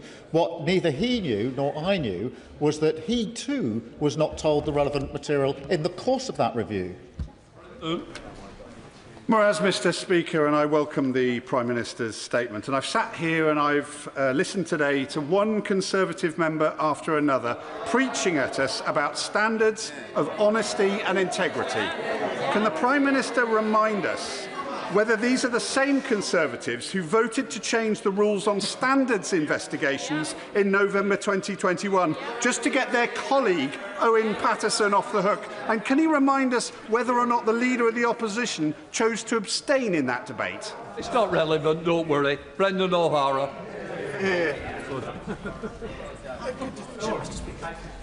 Most reasonable people have concluded that if the Prime Minister knew and he inadvertently misled Parliament, then he should resign. If he didn't know, then he's running an incompetent, shambolic government and really should resign. And if he was lied to yet again, then he's simply too gullible and lacking in basic curiosity to serve as Prime Minister. Is the Prime Minister so detached from reality that he's the only person who cannot see that? Mr. Speaker, the information was withheld from me. It was withheld from the Cabinet Secretary, who was conducting a review on my behalf. That became clear yesterday, and I've set out the facts to Parliament. Sir Desmond Swayne. On the 4th of February, at column 780, my right honourable friend, the Leader of the Opposition, asked the Prime Minister, did the official security vetting that he received mention that Mandelson had an ongoing relationship with Jeffrey Epstein? Prime Minister, yes, it did. What on earth was it that he received that he was talking about, which the right honourable lady referred to as the official security vetting, and he said yes, he had received it? Yes, exactly. The due diligence report. Calm. Thank you, Mr. Speaker. I have a degree of sympathy for the Prime Minister, I truly do, because he set out very succinctly how he followed the processes and procedures. But as a member of the Bar, we are taught at a very embryonic stage in our profession that if you take on a client and there's something suspicious, then you contact the ethics line.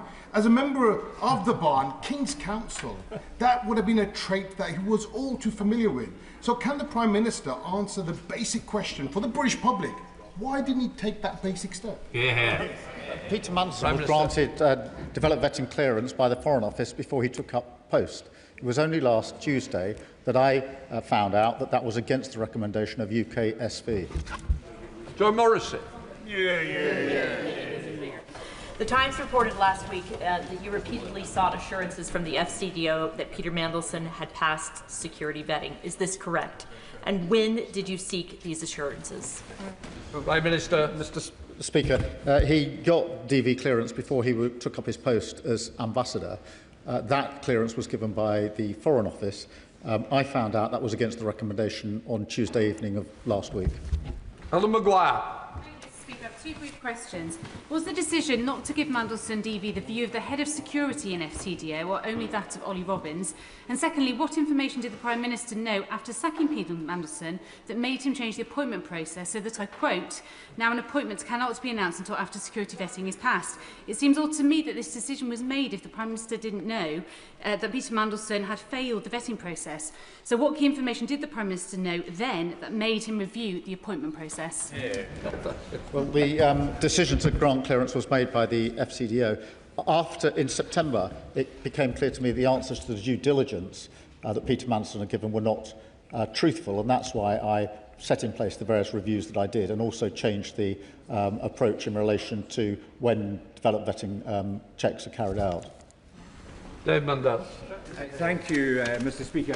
Is the Prime Minister really saying that in the appointment of Peter Mandelson, he didn't himself consider that there might be issues with his vetting process, given his track record?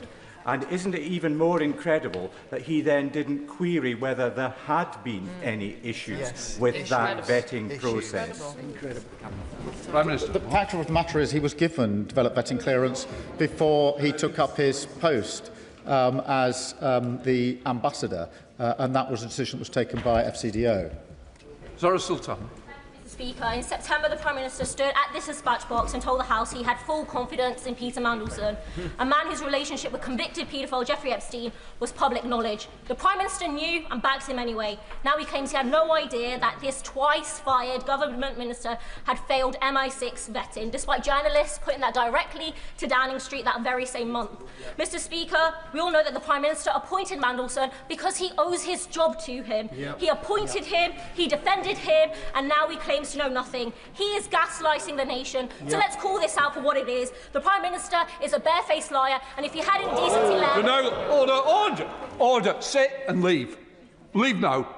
I'll name you otherwise. I'd go now if I were you. Leave. I'm not. Leave.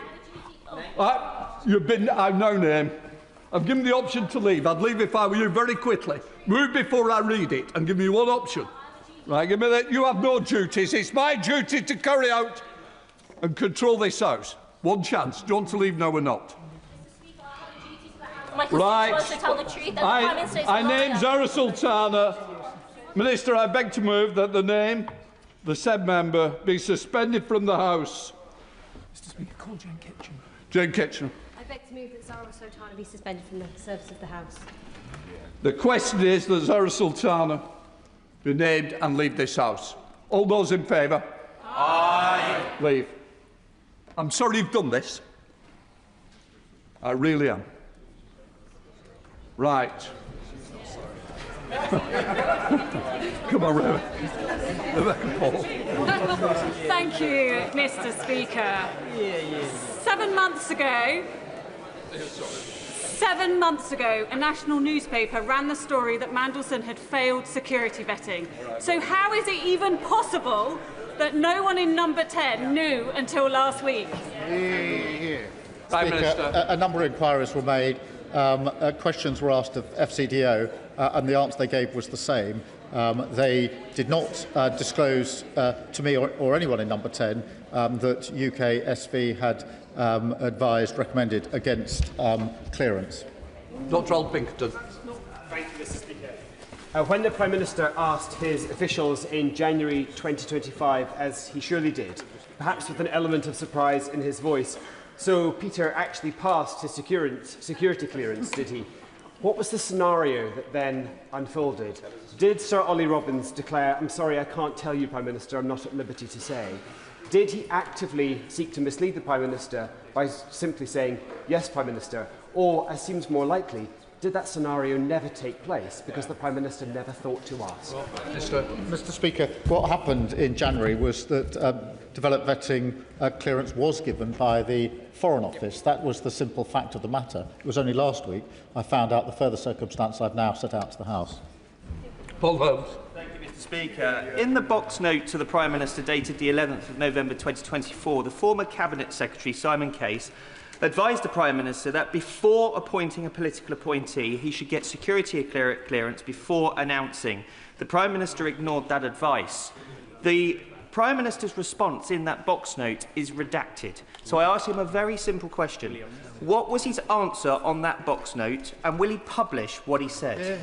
Prime Minister. Well, Mr. Speaker, I made it clear that my position was that the appointment was subject to developed vetting. I can't, in all conscience, remember what exactly was being redacted. Honestly, well, he's asking me what a redacted... I had the process I'd understood to be subject to developed vetting. That's why I asked Chris Wormold to look at the process and reference back to Simon Case. I'm running this 10 more minutes, that's it. Paul Kohler. Thank you, Mr. Speaker. The Foreign Office raised severe concerns regarding Peter Mandelson's links with Epstein, Russia and China in the due diligence report he received before the appointment was announced. The Prime Minister, however, brushed these concerns aside and announced Mandelson as ambassador nonetheless. Given what the due diligence exercise had already flagged, it was surely predictable Mandelson would fail security vetting for those reasons. But Number 10 had already told the Foreign Office, before Sir Olly Robbins took up his post, to proceed with the appointment. Notwithstanding these issues, that's exactly what he did, by putting in place necessary safeguards. So can the Prime Minister please explain why he's sacked a loyal and brilliant public servant? Prime Minister. Because he didn't bring to my attention information he should have brought to my attention. Had he done so, I wouldn't have made the appointment. Mike Wood. Thank you, Mr. Speaker. The Prime Minister dissembles over what he knew about Systema and Mandelson, but the Cabinet Office due diligence report sent to the Prime Minister on on the 11th of December 2024 said Mandelson served as a non-executive director of the Russian conglomerate Systema, which is itself a majority shareholder of RTI, a defence technology company. Mandelson remained on the board until June 2017, long after Putin's annexation of Crimea in 2014. So will the Prime Minister finally confirm that he knew that Mandelson was a director of Systema long after the invasion of Crimea, but appointed him anyway? Very good. As I've made clear, I did know what was in the due diligence report. I've made that clear to the House a number of times today. I've actually made it clear to the House on previous occasions. Okay, Adam. Thank you, Mr. Speaker. My concern is, Mr. Speaker, that this Prime Minister is going to run out of buses before he runs out of people to throw under them. And the issue is this, because the Prime Minister has said that he will never turn on his staff and that you should never turn on your staff. Well, Sue Gray scapegoated, Tim Allen canned, Sir Chris Wormald forced out, Morgan McSweeney axed, and now Olly Robbins is sacked. Will the Prime Minister accept that the buck stops with him, this is his fault, and do the honourable thing? Prime Minister. Mr. Speaker, the information was withheld from me by FCDO in the circumstance I've set out to the House. Louis French. Thank you, Mr. Speaker. My question to the Prime Minister is a straightforward one. Did Morgan McSweeney or any of your advisers, past and present, know about this issue before last Thursday? No. Claire Young.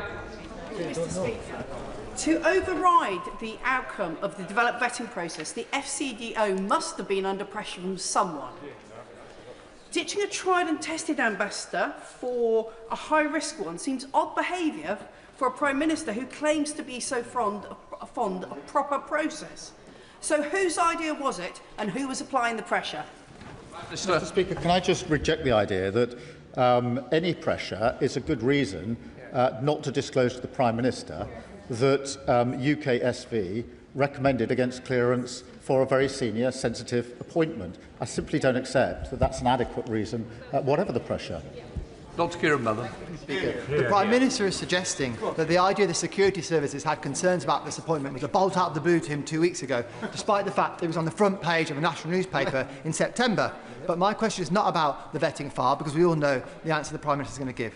Separate to the vetting file, at any stage was he made aware of element of security services raising concerns about the appointment of Mandelson? Prime Minister.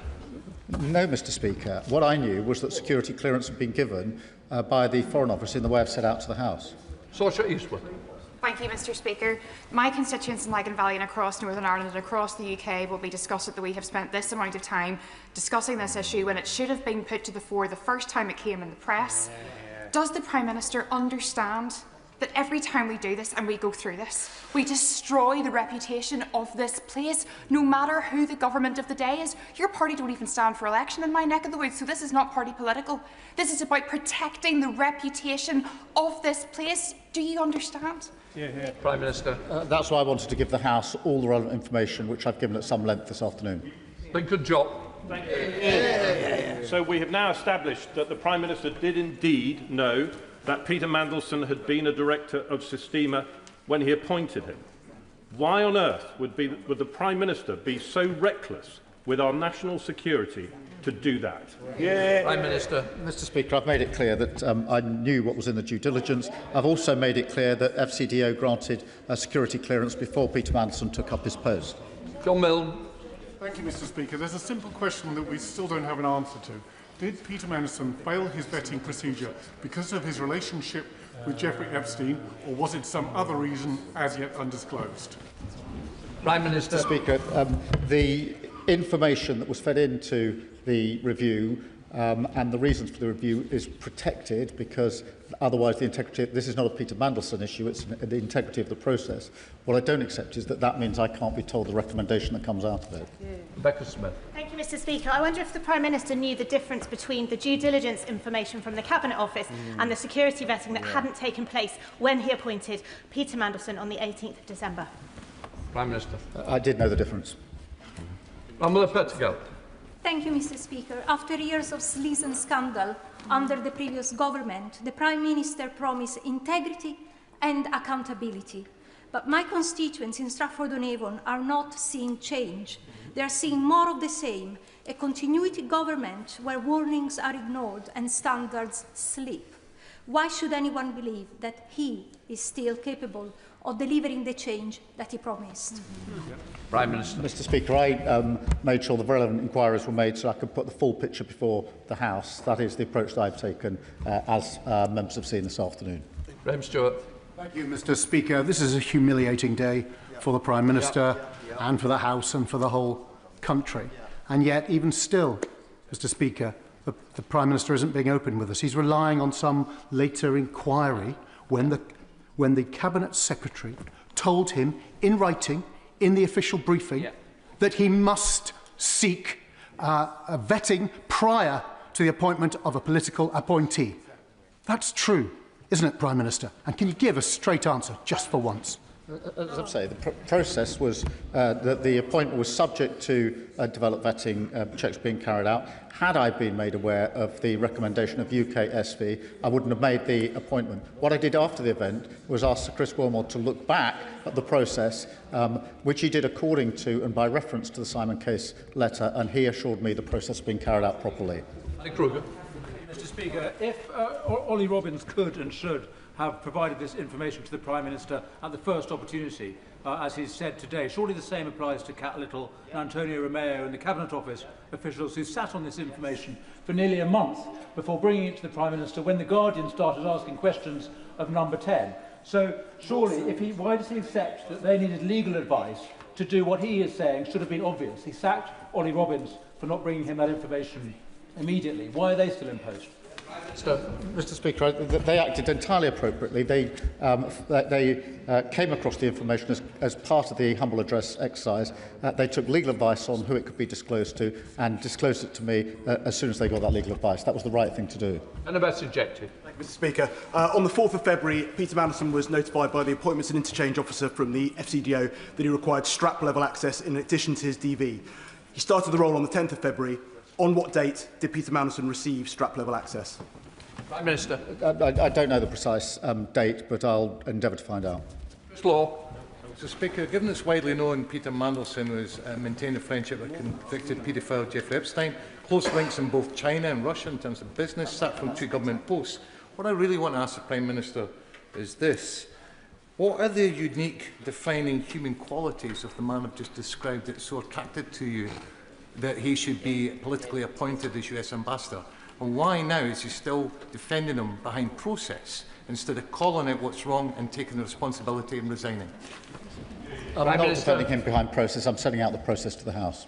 Dr. Neil Shaftry-Hurst. Thank you very much, Mr. Speaker. Quis custodiant ipsos custodes. The Prime Minister will know that who guard the guards themselves. With that in mind and holding those in power to account, can he explain why he took more than a week or almost a week to come to this House when the public will have been expecting answers much, much sooner?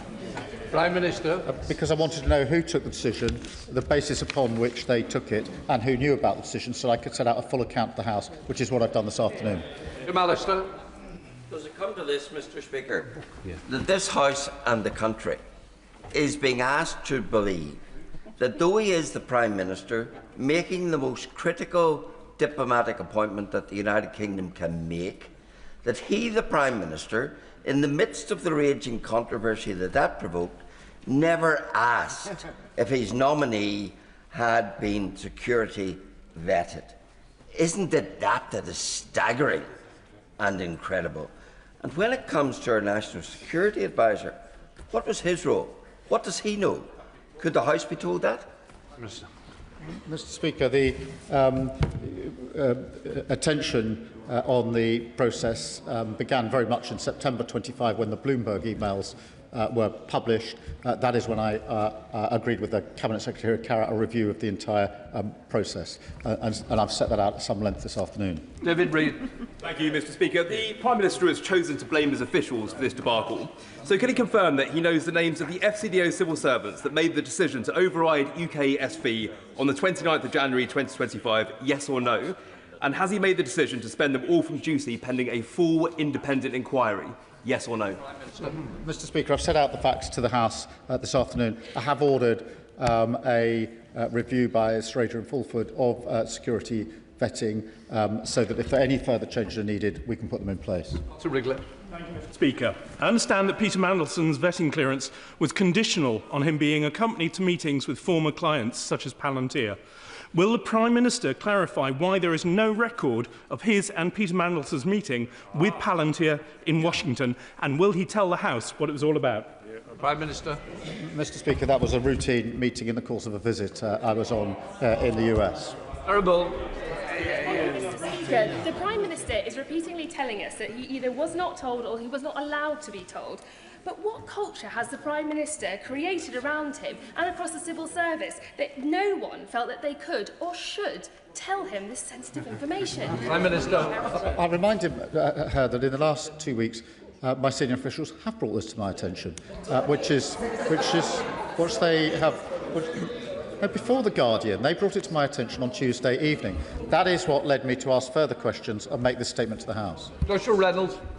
The Prime Minister once promised to end the chaos and to restore honesty and integrity to government. Does he think that appointing a man who called a convicted child sex offender his best pal and whose connections with Epstein were already well known is consistent with that promise? And if it isn't, will he step aside and let someone else end his chaos and restore honesty and integrity to government? Mr. Speaker, I've accepted that I made an error in the appointment and apologised to the victims, as I must and as I did. Gregory Stafford. Thank you, Mr. Speaker. On the 4th of February, my right honourable friend, the Leader of the Opposition, asked the Prime Minister whether the vetting process had disclosed information about Epstein. The Prime Minister answered, yes, it did. In his response to my honourable friend, the member for New Forest West, he said, I've got confused between vetting and disclosure. But then in the answer to my friend, the honourable member for South West Devon, he said he knew the difference. So if that's not misleading the House, what is? I was asked about the vetting process. The due diligence is part of the vetting process. Rather than, as it were, rest on a technicality, I gave the House the information that I had about what I knew from the due diligence. It was clear what the Leader of the Opposition was asking. It was about Epstein. I knew that was in the due process, due diligence, and that's why I told the House about it. Adam Dance. The Prime Minister promised that, unlike the Tories, his government would govern well and restore public trust.